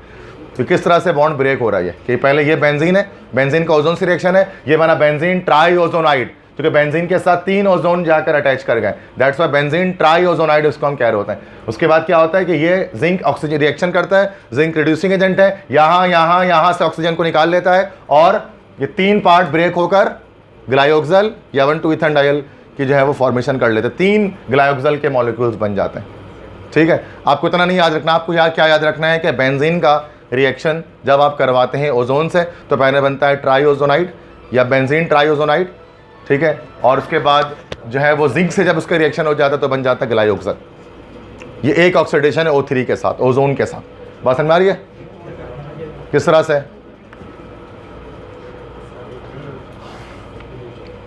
क्लियर है यहां तक? अच्छा, O2 से भी हम ये रिएक्शन हम जाकर करवा सकते हैं उसके बाद, तो O3 से तो होता ही है मलिक साहब तो O2 से भी करा सकते हैं, दैट इज ऑक्सीजन से भी हो सकता है, मॉलिक्यूलर ऑक्सीजन से, बट ऐसे वैसे नहीं होता, कैटलिस्ट के प्रेजेंस में होता है। Vanadium pentoxide catalyst high temperature, तो मलिक साहब बन जाते हैं भाई। ये मलिक साहब है, मलिक एनहाइड्राइड कंपाउंड छोड़ो कैसे बन जाए, मैलिक एनहाइड्राइड इस कंपाउंड का नाम है, ये बन जाता है, मैलिक एसिड का एनहाइड्राइड है। तो जब बेंजीन का O3 से करते हैं तो पहले ओजोनाइड फिर ग्लाइओक्सल, और जब O2 से करते हैं तो डायरेक्ट मैलिक एनहाइड्राइड बन जाता है। मैलिक एसिड का एनहाइड्राइड है ये, ठीक है। मैलिक एसिड सेब में मौजूद होता है, उसका वाटर निकाल दे, मैलिक एसिड से अगर वाटर निकाल दिया जाए तो मैलिक एनहाइड्राइड बनता है। मैलिक एसिड एप्पल के अंदर, सेब के अंदर होता है, तो उसका एनहाइड्राइड है ये। तो ये कंपाउंड बेंजीन का ऑक्सीडेशन प्रोडक्ट है, किस पे भाई? O2 के प्रेजेंस में। O3 का अलग है, O2 का अलग है, ओजोन से अलग है, मॉलिक्यूलर ऑक्सीजन से अलग है, 2 ऑक्सीडेशन है। क्लियर है? सही है? क्लियर है?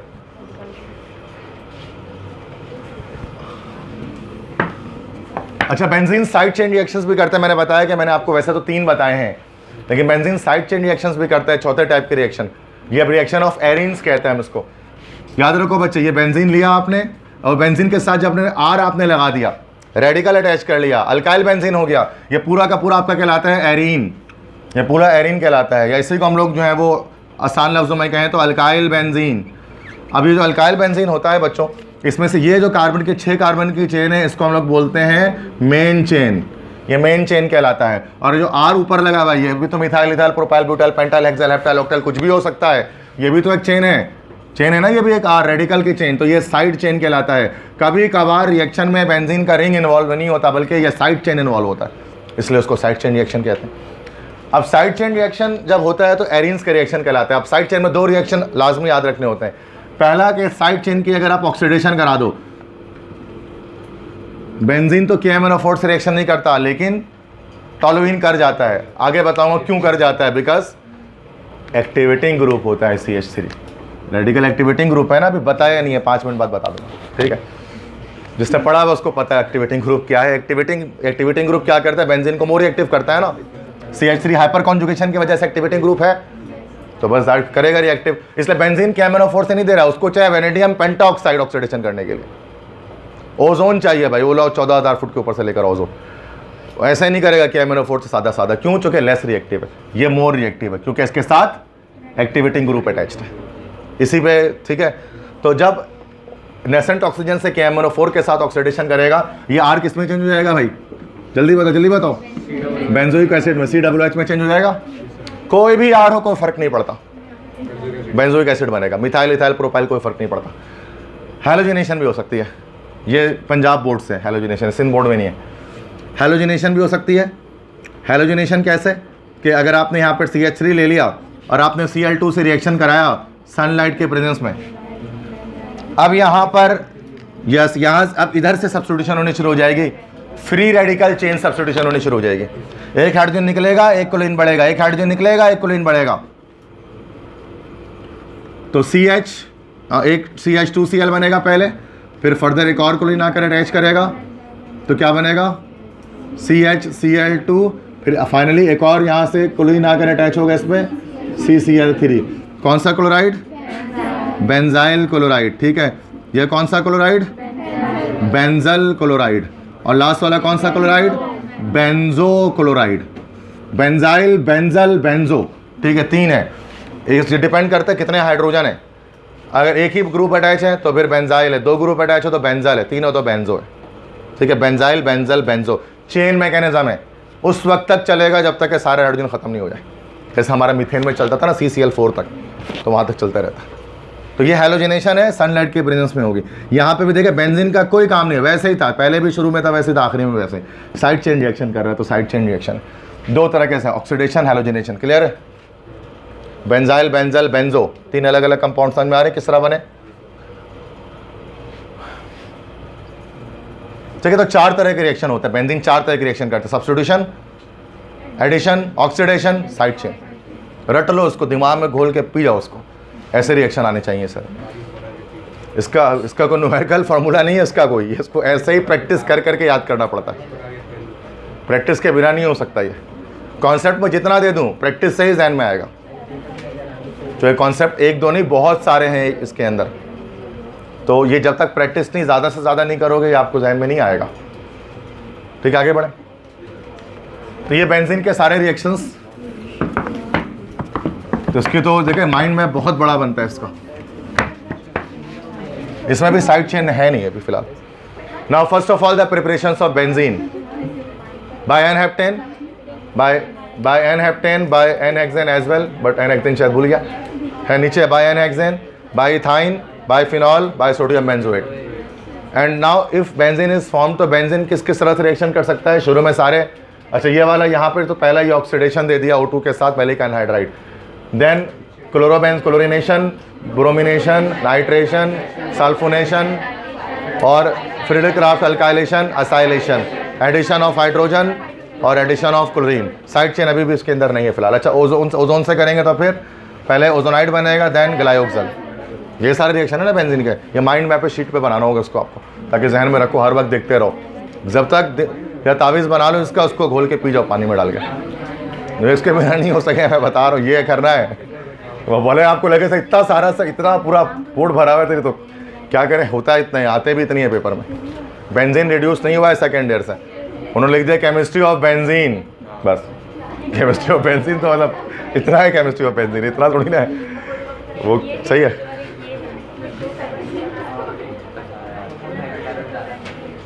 अच्छा एक आखिरी चीज़ ज़रा इसमें, सॉरी ये चीज़ देख लो, ओरिएंटेशन इन बेंजीन, जल्दी से ज़रा समझो, ठीक है। मैं एमसीक्यूज़ पे आऊँगा, बहुत पढ़ लिया। ओरिएंटेशन इन बेंजीन, बेंजीन पे ओरिएंटेशन। देखो बेंजीन लिया, पहला बेंजीन है, ज़रा जल्दी समझना है। कोई भी ग्रुप अटैच करना चाह रहे हैं इसके अंदर, जी से मुराद ग्रुप है, ज़रूरी नहीं है इलेक्ट्रोफाइल है, कोई भी ग्रुप हो सकता है। हमेशा बेंजीन के साथ सिर्फ इलेक्ट्रोफाइल ही अटैच नहीं होता, बेंजीन के साथ तो OH भी अटैच होता है। OH तो इलेक्ट्रोफाइल नहीं है, OH तो इलेक्ट्रोफाइल नहीं होता, न्यूक्लियोफाइल है, उसके पास इलेक्ट्रॉन पेयर है। तो वो इसलिए फिनॉल कभी भी इलेक्ट्रोफिलिक सब्स्टिट्यूशन से नहीं बनता। कहाँ पड़ा, इलेक्ट्रोफिलिक सब्स्टिट्यूशन से 5 चीज़ें बनती हैं बस, तो फिनॉल कहाँ से बनेगा। OH तो है ही नहीं इलेक्ट्रोफाइल, वो तो न्यूक्लियोफाइल है। तो उसके लिए फर्दर अलग प्रोसेस होते हैं, और डाउन प्रोसेस वगैरह पढ़ा है ना हमने। तो ज़रूरी नहीं है कि बेंजीन में सिर्फ इलेक्ट्रोफाइल ही जाकर अटैक करे, दूसरे ग्रुप भी जाकर अटैक कर पाते हैं, बट उसका तरीका अलग अलग होता है, वो हम पढ़ते नहीं हैं। ये 7 में नहीं पढ़ते, 9 चैप्टर में जाकर पढ़ते हैं, जैसे फिनॉल पढ़ते हैं। ठीक है, अच्छा अब अगर यहाँ पर ग्रुप को अटैच करना चाहे, कोई भी पाई बॉन्ड टूटेगा, ये ग्रुप, ये 6 के 6 कार्बन आइटम आइडेंटिकल है, कहीं पर भी जाकर अटैच हो जाएंगे, कहीं पर भी ये ग्रुप जाकर अटैच हो सकता है, जी चाहे जौन सी, यहाँ मर्जी अटैच करेगा, यहाँ अटैच कर दिया एक बार। लेकिन अगर ये ग्रुप आकर अटैक कर लेगा, यहाँ पर कोई भी ग्रुप आकर अटैक कर लेगा, अब इस बेंजीन में 2 तरह के फैसले कर सकता है ये ग्रुप। ये इस बात का फैसला कर सकता है कि ये बेंजीन मोर रिएक्टिव होगा कि लेस रिएक्टिव होगा। और अब ये ग्रुप आने वाला दूसरा, अगर कोई G- मतलब अगर कोई नया दूसरा, अगर हमारे पास कोई ग्रुप आ रहा है, ये इलेक्ट्रोफाइल डैश आ रहा है, तो क्या करेगा, वो इसका फैसला करेगा कि ये दूसरा ग्रुप अपकमिंग सेकंड इलेक्ट्रोफाइल कहाँ जाकर अटैक करेगा। 2 तरह के, जब बेंजीन पर कोई ग्रुप अटैच हो जाता है तो 2 तरह की चेंजिंग बेंजीन के अंदर वो करता है। पहला तो वो इस बात के लिए जिम्मेदार होता है कि बेंजीन क्या हो जाए तो मोर रिएक्टिव कर देगा, तो लेस रिएक्टिव कर देगा, एक्टिविटी पर फर्क डालेगा बेंजीन के। और दूसरा, अगर कोई नया ग्रुप आकर अटैच होने वाला तो कहाँ अटैच होगा, उसका फैसला ये ग्रुप करेगा। तो 2 तरह के चेंजिंग करेगा, पहले तो रिएक्टिविटी में फ़र्क डालेगा और दूसरा ओरिएंटेशन में फ़र्क डालेगा, ओरिएंटेशन ऑफ सेकंड इलेक्ट्रोफाइल, या उसको हम G- या G बार कह रहे हैं। ठीक है, सेकंड इलेक्ट्रोफाइल के ओरिएंटेशन जो दूसरा आएगा। रिएक्टिविटी में फ़र्क डालने के लिए 2 तरह का फिर हमारे पास ये ग्रुप हो सकता है, एक्टिवेटिंग ग्रुप हो सकता है और डीएक्टिवेटिंग ग्रुप हो सकता है। एक्टिवेटिंग ग्रुप और डीएक्टिवेटिंग ग्रुप 2 तरह के ग्रुप्स हो सकते हैं। एक्टिवेटिंग ग्रुप क्या होता है, इलेक्ट्रॉन ये हमारे पास इलेक्ट्रॉन डोनेटिंग ग्रुप होता है। जो इलेक्ट्रॉन डोनेट कर देता है बेंजीन रिंग को, उसको मोर रिएक्टिव कर देता है। और डीएक्टिवेटिंग ग्रुप क्या होता है? इलेक्ट्रॉन विथड्रॉइंग ग्रुप होता है। इलेक्ट्रॉन विथड्रॉइंग ग्रुप जो विड्रॉ कर सकता है, छीन सकता है बेंजीन रिंग से इलेक्ट्रॉन को और बेंजीन को लेस रिएक्टिव बना देता है। बेंजीन के मोर रिएक्टिव होने की वजह सिर्फ और सिर्फ उसके अंदर मौजूद इलेक्ट्रॉन पेयर्स हैं। किसी वजह से अगर आप उसके इलेक्ट्रॉन पेयर में इजाफा कर दो तो बेंजीन मोर रिएक्टिव हो जाएगा, खींच लो अगर उससे आप तो लेस रिएक्टिव हो जाएगा। इसी तरह से दो तरह के हमारे पास ग्रुप्स हैं, कुछ इलेक्ट्रॉन खींच लेते हैं, कुछ इलेक्ट्रॉन दे देते हैं। अब इलेक्ट्रॉन देगा कौन? जिसके पास होगा, जिसके पास होगा वही देगा ना। तो एक्टिविटी ग्रुप सारे इलेक्ट्रोफाइल, वो इलेक्ट्रोफाइल जिन पे ग्रुप पर कहीं ना कहीं कोई ना कोई लोन पेयर ऑफ इलेक्ट्रॉन मौजूद होता है, वो सारे के सारे एक्टिविटी ग्रुप के होते हैं। OH एक्टिविटी ग्रुप का होता है, इलेक्ट्रॉन दे सकता है, ज़्यादा रिएक्टिव कर देता है बेंजीन रिंग को। NH2 एक्टिवेटिंग ग्रुप का होता है, ज़्यादा रिएक्टिव कर सकता है। इस तरह से अगर हम बात करेंगे तो SH कर सकता है ये काम, OR कर सकता है ये काम, NR2 ये कर सकता है ये काम, और साथ में R भी कर सकता है। R पे अगरचे इलेक्ट्रॉन पेयर नहीं होता, हाइपर कॉन्जुगेशन के जरिए क्या कर सकता है, ये एक्टिवेटिंग ग्रुप होता है और ये इलेक्ट्रॉन पेयर डोनेट कर सकता है।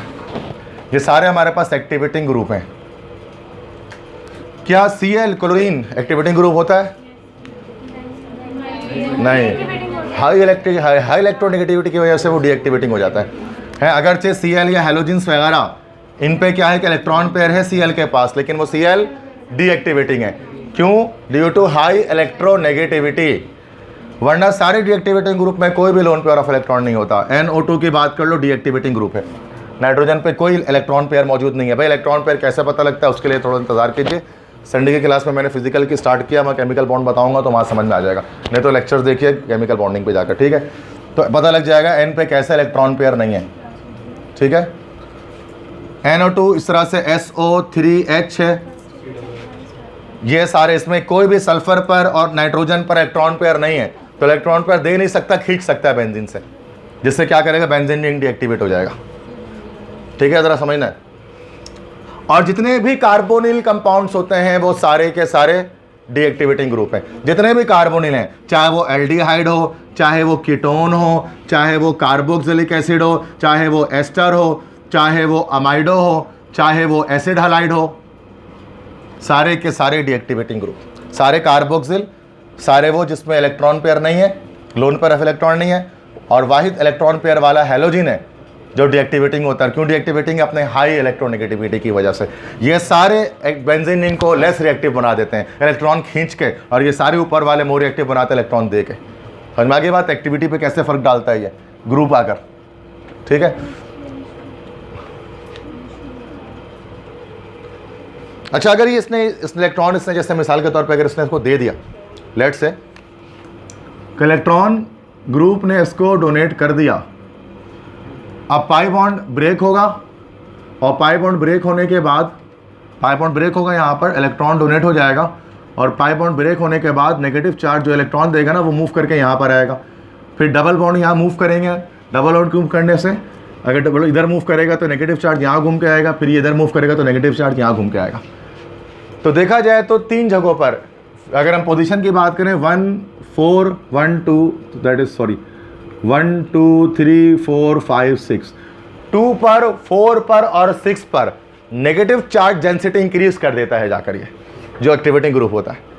2 पर, 4 पर और 6 पर इलेक्ट्रॉन की डेंसिटी बढ़ा देता है, क्योंकि इलेक्ट्रॉन पे तो घूमेगा ना जब दे देगा इलेक्ट्रॉन पेयर। जब ये इलेक्ट्रॉन पेयर इस ग्रुप ने इसको दे दिया तो ये भी तो घूमेगा, मूव करेगा, इलेक्ट्रॉन डीलोकलाइजेशन होगी।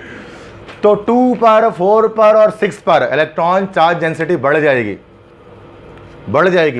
यहाँ पर नॉर्मल जो कार्बन जैसे था ना वैसे ही कार्बन मौजूद है, जैसा नॉर्मल बेंजीन में होता है। लेकिन 2, 4 और 6 पर इलेक्ट्रोफाइल के लिए बड़ा बेहतरीन पार्ट हो जाएगा एक्टिवेटिंग ग्रुप के आने से, कि यहाँ 2, 4 और 6 पर इलेक्ट्रोफाइल आराम से जाकर अटैक कर लेगा, बहुत ईजिली अटैक कर लेगा। समझ गए? चूंकि ओवरऑल बेंजीन के हर कार्बन की एक्टिवेटिंग ग्रुप जब अटैच होता है तो हर कार्बन की रिएक्टिविटी को नहीं बढ़ाता है, वो सिर्फ 2, 4 और 6 पर ऑर्थो और पैरा वाली बढ़ा रहा होता है। तभी एक्टिवेटिंग ग्रुप के सारे इलेक्ट्रोफाइल ऑर्थो पैरा डायरेक्टर्स होते हैं। ऑर्थो और पैरा पर अटैक करते हैं, इसलिए जाके जब भी आपका OH लग जाएगा तो अगला ग्रुप आकर ऑर्थो और पैरा पे ही लगेगा, क्योंकि इलेक्ट्रॉन जब मूव करेगा ना वो जाकर उधर पे मूव करेगा, तो 2, 4 और 6 पर जाकर मूव करेगा। अब सेम ऐसे अगर इलेक्ट्रॉन विड्रॉइंग ग्रुप है, जरा समझना, इलेक्ट्रॉन विड्रॉइंग ग्रुप है। अब इलेक्ट्रॉन विड्रॉइंग ग्रुप अगर है तो मतलब ऐसा ग्रुप है जिसने इलेक्ट्रॉन पर खींच लिया तो यहाँ पर पॉजिटिव चार्ज आ गया। अब ये पॉजिटिव चार्ज कहाँ घूम रहा है? 2, 4, 6 पर घूम रहा है। अब ये तो बिल्कुल पक्की बात है कि इलेक्ट्रोफाइल आकर 2, 4, 6 पर अब अटैक कर ही नहीं सकता, वो तो प्लस से दूर भागेगा पहले, इलेक्ट्रोफाइल है वो तो कहाँ पर अटैक कर सकता है भाई? यहाँ पर। इसलिए हर डीएक्टिवेटिंग ग्रुप का जो इलेक्ट्रोफाइल होता है वो मेटा डायरेक्टर होता है। क्यों? चूंकि वो देखा जाए तो इसकी ओवरऑल डीएक्टिवेटिंग ग्रुप क्या करता है? ओवरऑल बेंजीन की हर कार्बन की रिएक्टिविटी को कम नहीं करता, वो सिर्फ 2, 4 और 6 की रिएक्टिविटी को कम कर रहा होता है, वहां अटैक कर ही नहीं सकता। तो बच के आ जाता है बेंजीन के साथ जो दूसरा इलेक्ट्रोफाइल है वो इस वाले 3 और 5 पोजीशन पर ही आकर अटैक कर सकता है। इसलिए जितने भी हमारे पास एक्टिवेटिंग ग्रुप वाले होते हैं वो हमारे पास कौन से डायरेक्टर्स होते हैं? Ortho para director. और जितने भी हमारे पास डीएक्टिविटिंग वाले होते हैं वो कैसे होते हैं? Meta director. क्योंकि जब हम बेंजीन को जब हम मराते हैं, यहाँ ग्रुप जब अटैच हो जाता है बेंजीन के, तो ये पोजीशन 1, 2, 3, 4, 5, 6, इसमें से 2 और 6 पोजीशन कौन सी होती है? ऑर्थो। 3 और 5 कौन सी होती है? मेटा। और 4th पोजीशन कौन सी होती है? पैरा पोजीशन होती है। तो एक्टिवेटिंग ग्रुप का इलेक्ट्रोफाइल लग जाएगा तो ऑर्थो और पैरा पे ही आकर नया इलेक्ट्रोफाइल अटैक करेगा, और अगर डीएक्टिवेटिंग का लग जाएगा तो फिर सिर्फ मेटा पर जाकर अटैक करेगा। चूंकि ऑर्थो पैरा, चूंकि एक्टिवेटिंग ग्रुप जब लग जाएगा तो ऑर्थो और पैरा पर नेगेटिव चार्ज बढ़ जाएगा, तो इलेक्ट्रोफाइल आराम से ऑर्थो पैरा पर अटैक करेगा। और जब डीएक्टिवेटिंग ग्रुप लग जाएगा तो ऑर्थो और पैरा पर पॉजिटिव चार्ज लग जाएगा, तो सवाल ही नहीं पैदा होता कि इलेक्ट्रोफाइल वहां जाकर अटैक करे। तो कहां करेगा? वो मेटा पे जाकर करेगा। एक्टिवेटिंग ग्रुप ओवरऑल बेंजीन की एक्टिविटी को तो बढ़ाता है और साथ में 2, 4, 6 की ज्यादा ही बढ़ा देता है। तो ये तो नॉर्मल रिएक्टिविटी रहती है ऑर्थो पैरा में, लेकिन 2, 4, 6 पर बहुत बेहतरीन नेगेटिव चार्ज क्रिएट कर देता है। अब डीएक्टिवेटिंग ग्रुप ओवरऑल बेंजीन की एक्टिविटी को डाउन करता है, 2, 4, 6 के तो बिल्कुल ही जीरो कर देता है प्लस चार्ज देकर, तो बच जाते बेचारे इलेक्ट्रोफाइल के पास, तो 3 और 4 पे आके अटैक कर सकता है। तो जहाँ नॉर्मल रिएक्टिविटी है बेंजीन की, बस में यार ये नॉर्मल है और नहीं घटा रहा, 3 और 5 पर नॉर्मल रिएक्टिविटी है। और जब हम एक्टिवेटिंग ग्रुप की बात करेंगे तो 3 और 5 पर नॉर्मल है और 2, 4, 6 पर अब नॉर्मल रिएक्टिविटी है, इसलिए वहाँ पर अटैक कर रहा है। ये बेसिक है, सिंध बोर्ड के अंदर ये सारी बातें नहीं है, थोड़ी सी बेसिक है, एडवांस नॉलेज जो मैं आपको दे रहा था। होता क्यों है ऐसा पूछेंगे क्या आपसे एमसीक्यूज में ज़्यादा से ज़्यादा? Which one is the activating group in the following? भाई ये रट्टा मार के चले जाओ 100% नंबर। ये नहीं पूछेंगे कैसे हो रहा है, ऐसे बता रहा हूँ, नॉलेज सबको होनी चाहिए कि होता क्यों ऐसा। रट्टा तो लगाएंगे ही लगाएंगे, लेकिन थोड़ा समझ में भी आना चाहिए ना कि क्या कर क्या रहा है एक्टिवेटिंग डीएक्टिवेटिंग ग्रुप इसके अंदर जाकर। क्लियर है? ओरिएंटेशन समझ में आ गई बेंजीन की, किस तरह से क्या चीज़ हो रही है? ठीक है।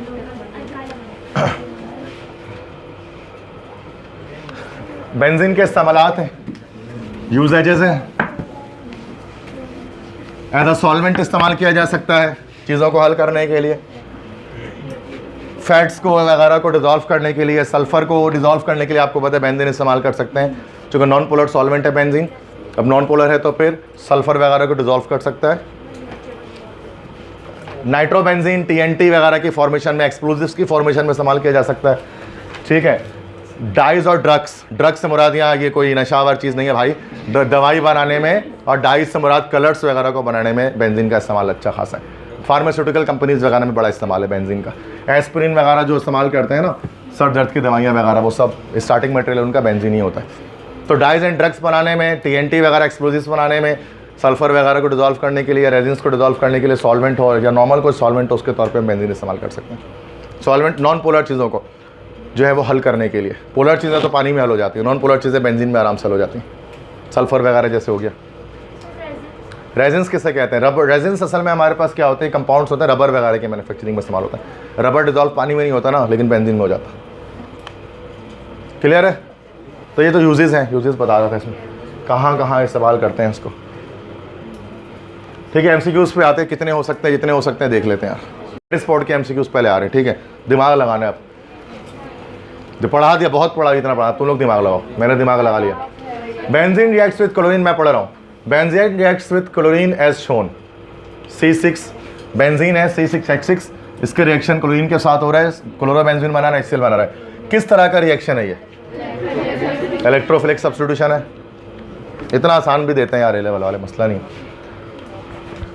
ये सवाल थोड़ा सा टिपिकल है। Eight which of the carbon atom in the molecule below is electrophilic attack most likely. एक ये कार्बन है, एक ये कार्बन है, एक ये कार्बन है, एक यहाँ कार्बन है। इलेक्ट्रोफाइल इन सब में से जाकर कहाँ पर जाकर अटैक करेगा? A B C D, 4 carbon है। इलेक्ट्रोफाइल कहाँ अटैक करेगा? ए पर, बी पर, सी पर या डी पर। इलेक्ट्रोफाइल कहाँ जाकर अटैक करेगा? A B C D. एक इस या तो इस कार्बन पे करेगा, A carbon, B carbon, C carbon, D carbon. कहाँ करेगा? जो बच्चे कह रहे डी कार्बन वो सही कह रहे हैं यार, बेंजीन पे जाकर अटैक करेगा। इलेक्ट्रोफाइल बेंजीन पे अटैक कर रहा है। बेंजीन का कार्बन बस यही वाला है, ये वाला बेंजीन का कार्बन नहीं है, ये सी डबल बॉन्ड ओ वाला कार्बन है। यहाँ जाके एडिशन रिएक्शन होगा, इलेक्ट्रोफिलिक अटैक नहीं हो सकता यहाँ पर, समझ गए? यहाँ पर CH2Cl है, यहाँ पर एडिशन रिएक्शन, यहाँ पर फ्री रेडिकल सब्स्टिट्यूशन होगी, है ना भाई? यहाँ बेंजाइल बेंजल बेंजो बनेगा, यहाँ पर बनेगा एडिशन प्रोडक्ट बनेगा यहाँ पर, ठीक है? और यहाँ पर जब अटैच होगा तो यहाँ कोई इलेक्ट्रोफाइल अटैच हो सकता है, क्योंकि बेंजीन के इन तमाम कार्बन पे हो सकता है ना इलेक्ट्रोफिलिक अटैक, उस पर कहाँ होगा? सही है। तो डी जिन्होंने बोला बस उन्होंने सही बोला। नेक्स्ट है which of the following represent substitution reaction which proceeds by a free radical mechanism. भाई इनमें से कौन सा यही होगा? तो सब्स्टिट्यूशन रिएक्शन से पहले ये बनेगा, फिर आगे बढ़ेगा ये फ्री रेडिकल सब्स्टिट्यूशन से, क्योंकि ये बेंजाइल क्लोराइड बनेगा। ऐसा ही है। अब ये है तो पता होना चाहिए, ऐसे नहीं निशान लगा हुआ है में सर यही होगा ऐसे आंसर, ऐसे क्या फ़ायदा है फिर? देखो उसमें लगा हुआ है निशान, बट पता होना चाहिए। Which reagent and conditions are used to bring about the reaction shown. Methyl radical है, मतलब टॉलिन है, टॉलिन में क्लोरो अटैच करना है तो हेलोजिनेशन करनी पड़ेगी, तो Cl2HCl3 के साथ रिएक्शन होगा, तभी जाकर क्या होगा कि यहाँ पर Cl जाकर अटैच होगा। क्लोरिनेशन करनी पड़ेगी ना, और चूंकि ऑर्थो पैरा डायरेक्टर है तो पैरा पोजीशन पर जाकर Cl अटैच हो जाएगा। ऑर्थो पे भी एक होगा, नहीं बनाया गया उन्होंने, दोनों प्रोडक्ट बनते हैं ortho para. Which property of benzene may be directly attributed to the stability associated with a delocalized electron। मतलब बेंजीन के अंदर जो delocalized इलेक्ट्रॉन होते हैं, जो मूव कर रहे होते हैं, उनकी वजह से बेंजीन में कौन सी प्रॉपर्टी आ जाती है? It tends to undergo substitution rather than addition reaction। बजाय एडिशन रिएक्शन करने के वो सब्स्टिट्यूशन रिएक्शन जो है वो दे रहे होते हैं, ऐसे ही होता है ना। Which is the correct set of conditions for the conversion of benzene into nitrobenzene। देखो बेंजीन को नाइट्रोबेंजीन बनाना है, नाइट्रिक एसिड सल्फ्यूरिक एसिड लेनी पड़ेगी, तो सिर्फ डाइल्यूट नाइट्रिक एसिड नहीं लेते हैं, सिर्फ कंसंट्रेटेड नाइट्रिक एसिड नहीं लेते हैं। अब 2 कंडीशन है, सी और डी में से एक सही हो सकता था, सी या डी में से एक सही हो सकता था। अब यहाँ 10 डिग्री या 120 डिग्री, ये वाला क्यों गलत है, ये वाला क्यों सही है? यस, वेल डन, 7 बेग इज कम्प्लीटली राइट। कि बॉइलिंग पॉइंट जो है वो बेंजीन के वो 80 डिग्री सेंटीग्रेड है, तो 80 पे तो बॉइल ही हो जाएगा, तो 80 तो 120 पे तो नहीं सकता, उससे कम पे होगा, 10 डिग्री पे हो जाएगा रिएक्शन। सही है, क्या बात है भाई हो गए। अच्छा चलो मैं पढ़ रहा हूँ उसको। Which is the correct statement about the intermediate complex this C6H6NO2 positive.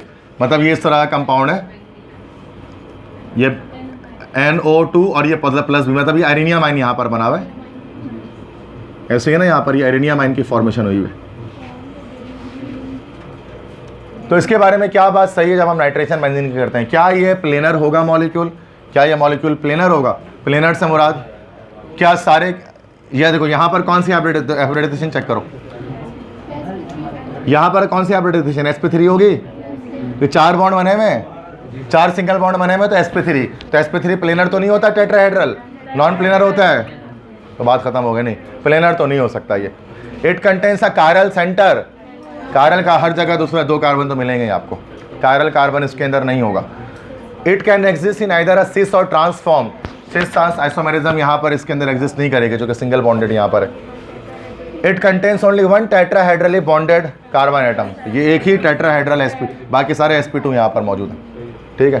तो ये यहाँ पर हमारा डी ऑप्शन करेक्ट है कि इस वाले के लिए जो आयरेनियम आयन बना हुआ है सिग्मा कॉम्प्लेक्स, इन 4 में से जो सिर्फ डी वाली बात सही है, बाकी सब बातें गलत है। बता दिए मैंने क्यों गलत है, शुरू की 3 बातें।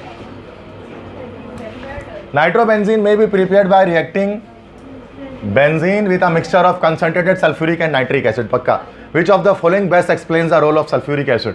सल्फ्यूरिक एसिड का यहाँ पर क्या काम होता है? H+ देता है वो नाइट्रिक एसिड को, तो इट प्रोटोनेट करता है वो नाइट्रिक एसिड को, मतलब H+ देना मतलब प्रोटोनेशन करना, तो पॉजिटिव है ना, तो वो फिर आखिरकार जब उसको H+ देता है तो जाकर फिर क्या होता है कि यहाँ पर नाइट्रोनियम आयन की फॉर्मेशन होती है।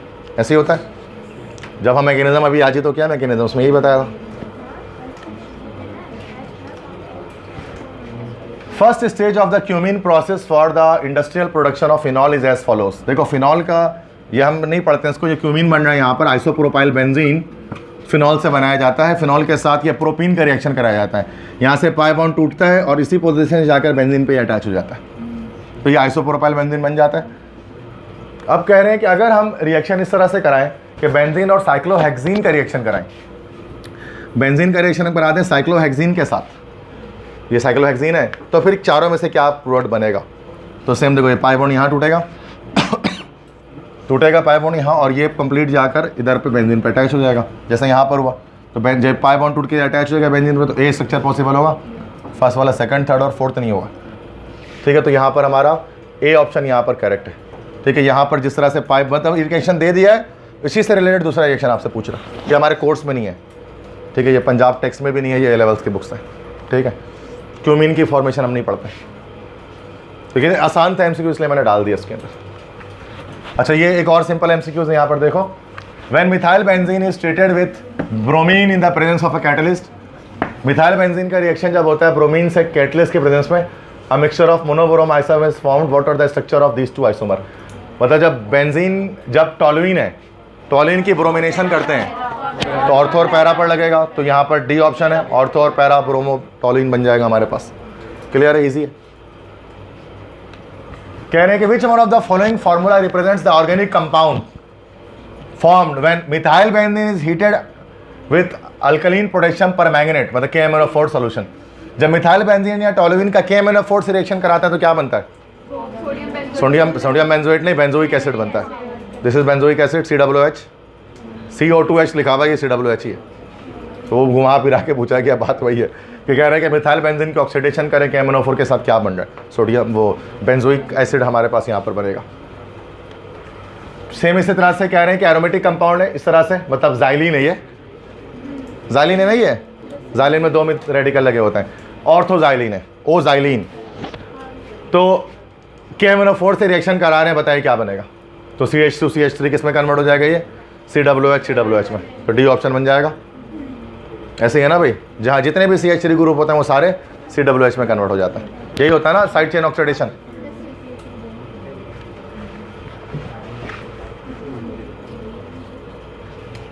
ये बड़ा मुश्किल, इसको छोड़ो, इतना जरूरत ही नहीं है, जब नहीं आएंगे तो क्या फायदा। अच्छा, ये MD कैट के पास पेपर्स हैं, पंजाब MD कैट के, लास्ट कल भी करा रहा था।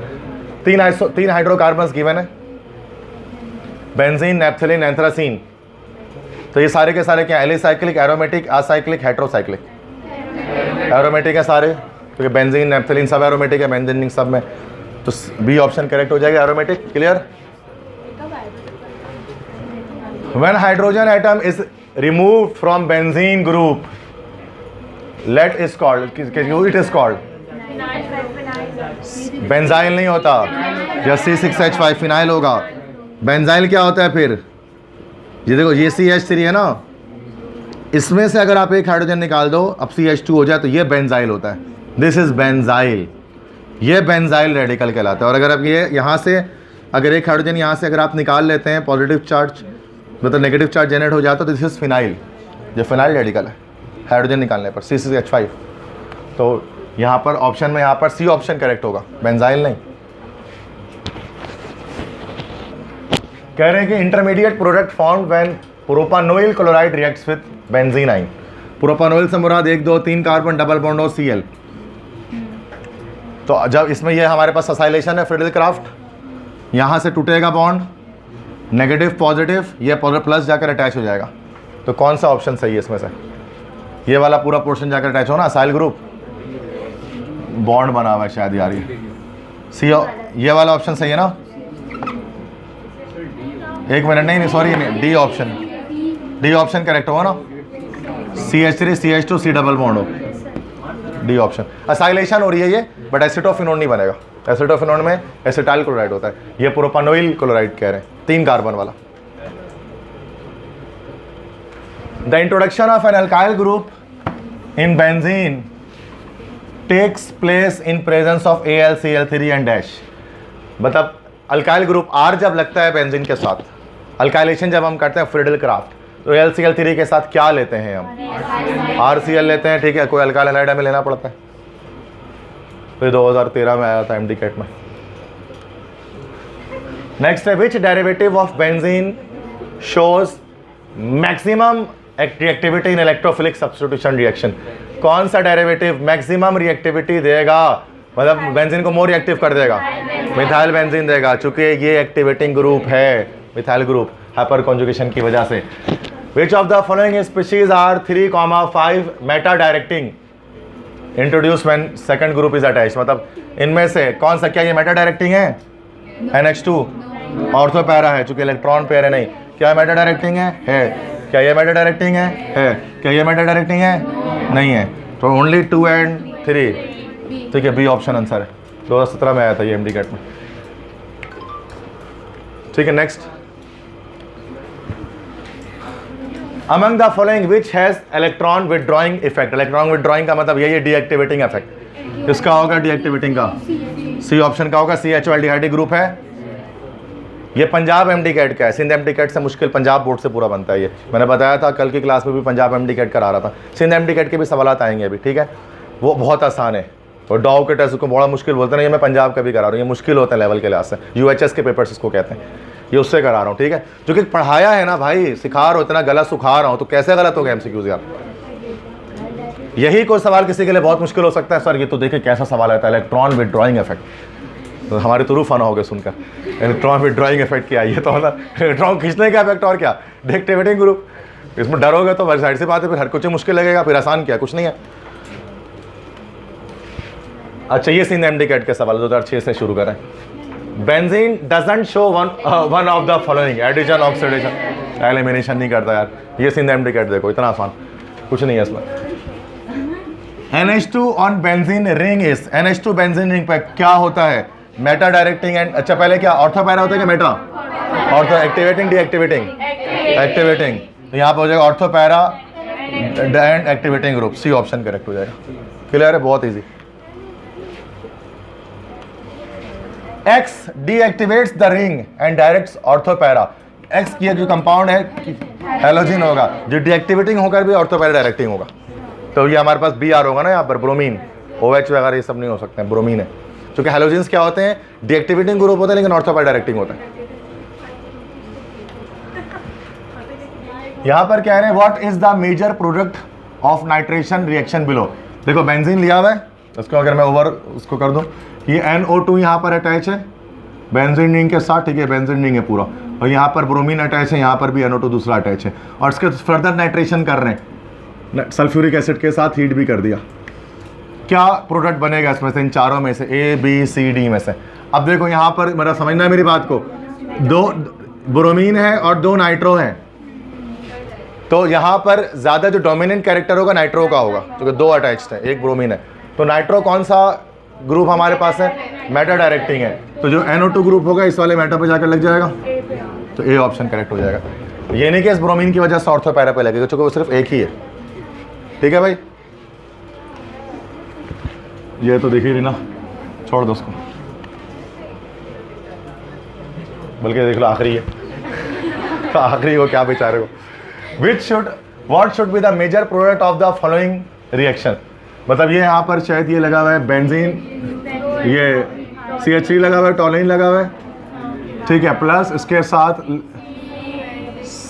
CH3 है, ये C2H5 है, C2H5 COCl लगा हुआ है, और AlCl3 है। मतलब यहाँ पर टॉलुइन की जा रही है असाइलेशन, असाइलेशन की जा रही है। अच्छा, C2H5 COCl को इसमें यहाँ पर हम इस तरह देख सकते हैं, बॉन्ड लाइन स्ट्रक्चर के लिहाज से इस तरह से बॉन्ड लाइन करके बना हुआ है, ठीक है।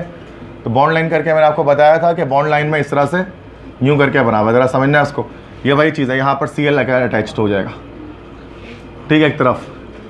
तो ये एक कार्बन यहाँ पर है, एक कार्बन यहाँ पर, एक कार्बन यहाँ पर है, C2H5, उसके बाद carbon double bond oxygen Cl, ये यही कंपाउंड है, CH3 CH2 carbon double bond oxygen Cl।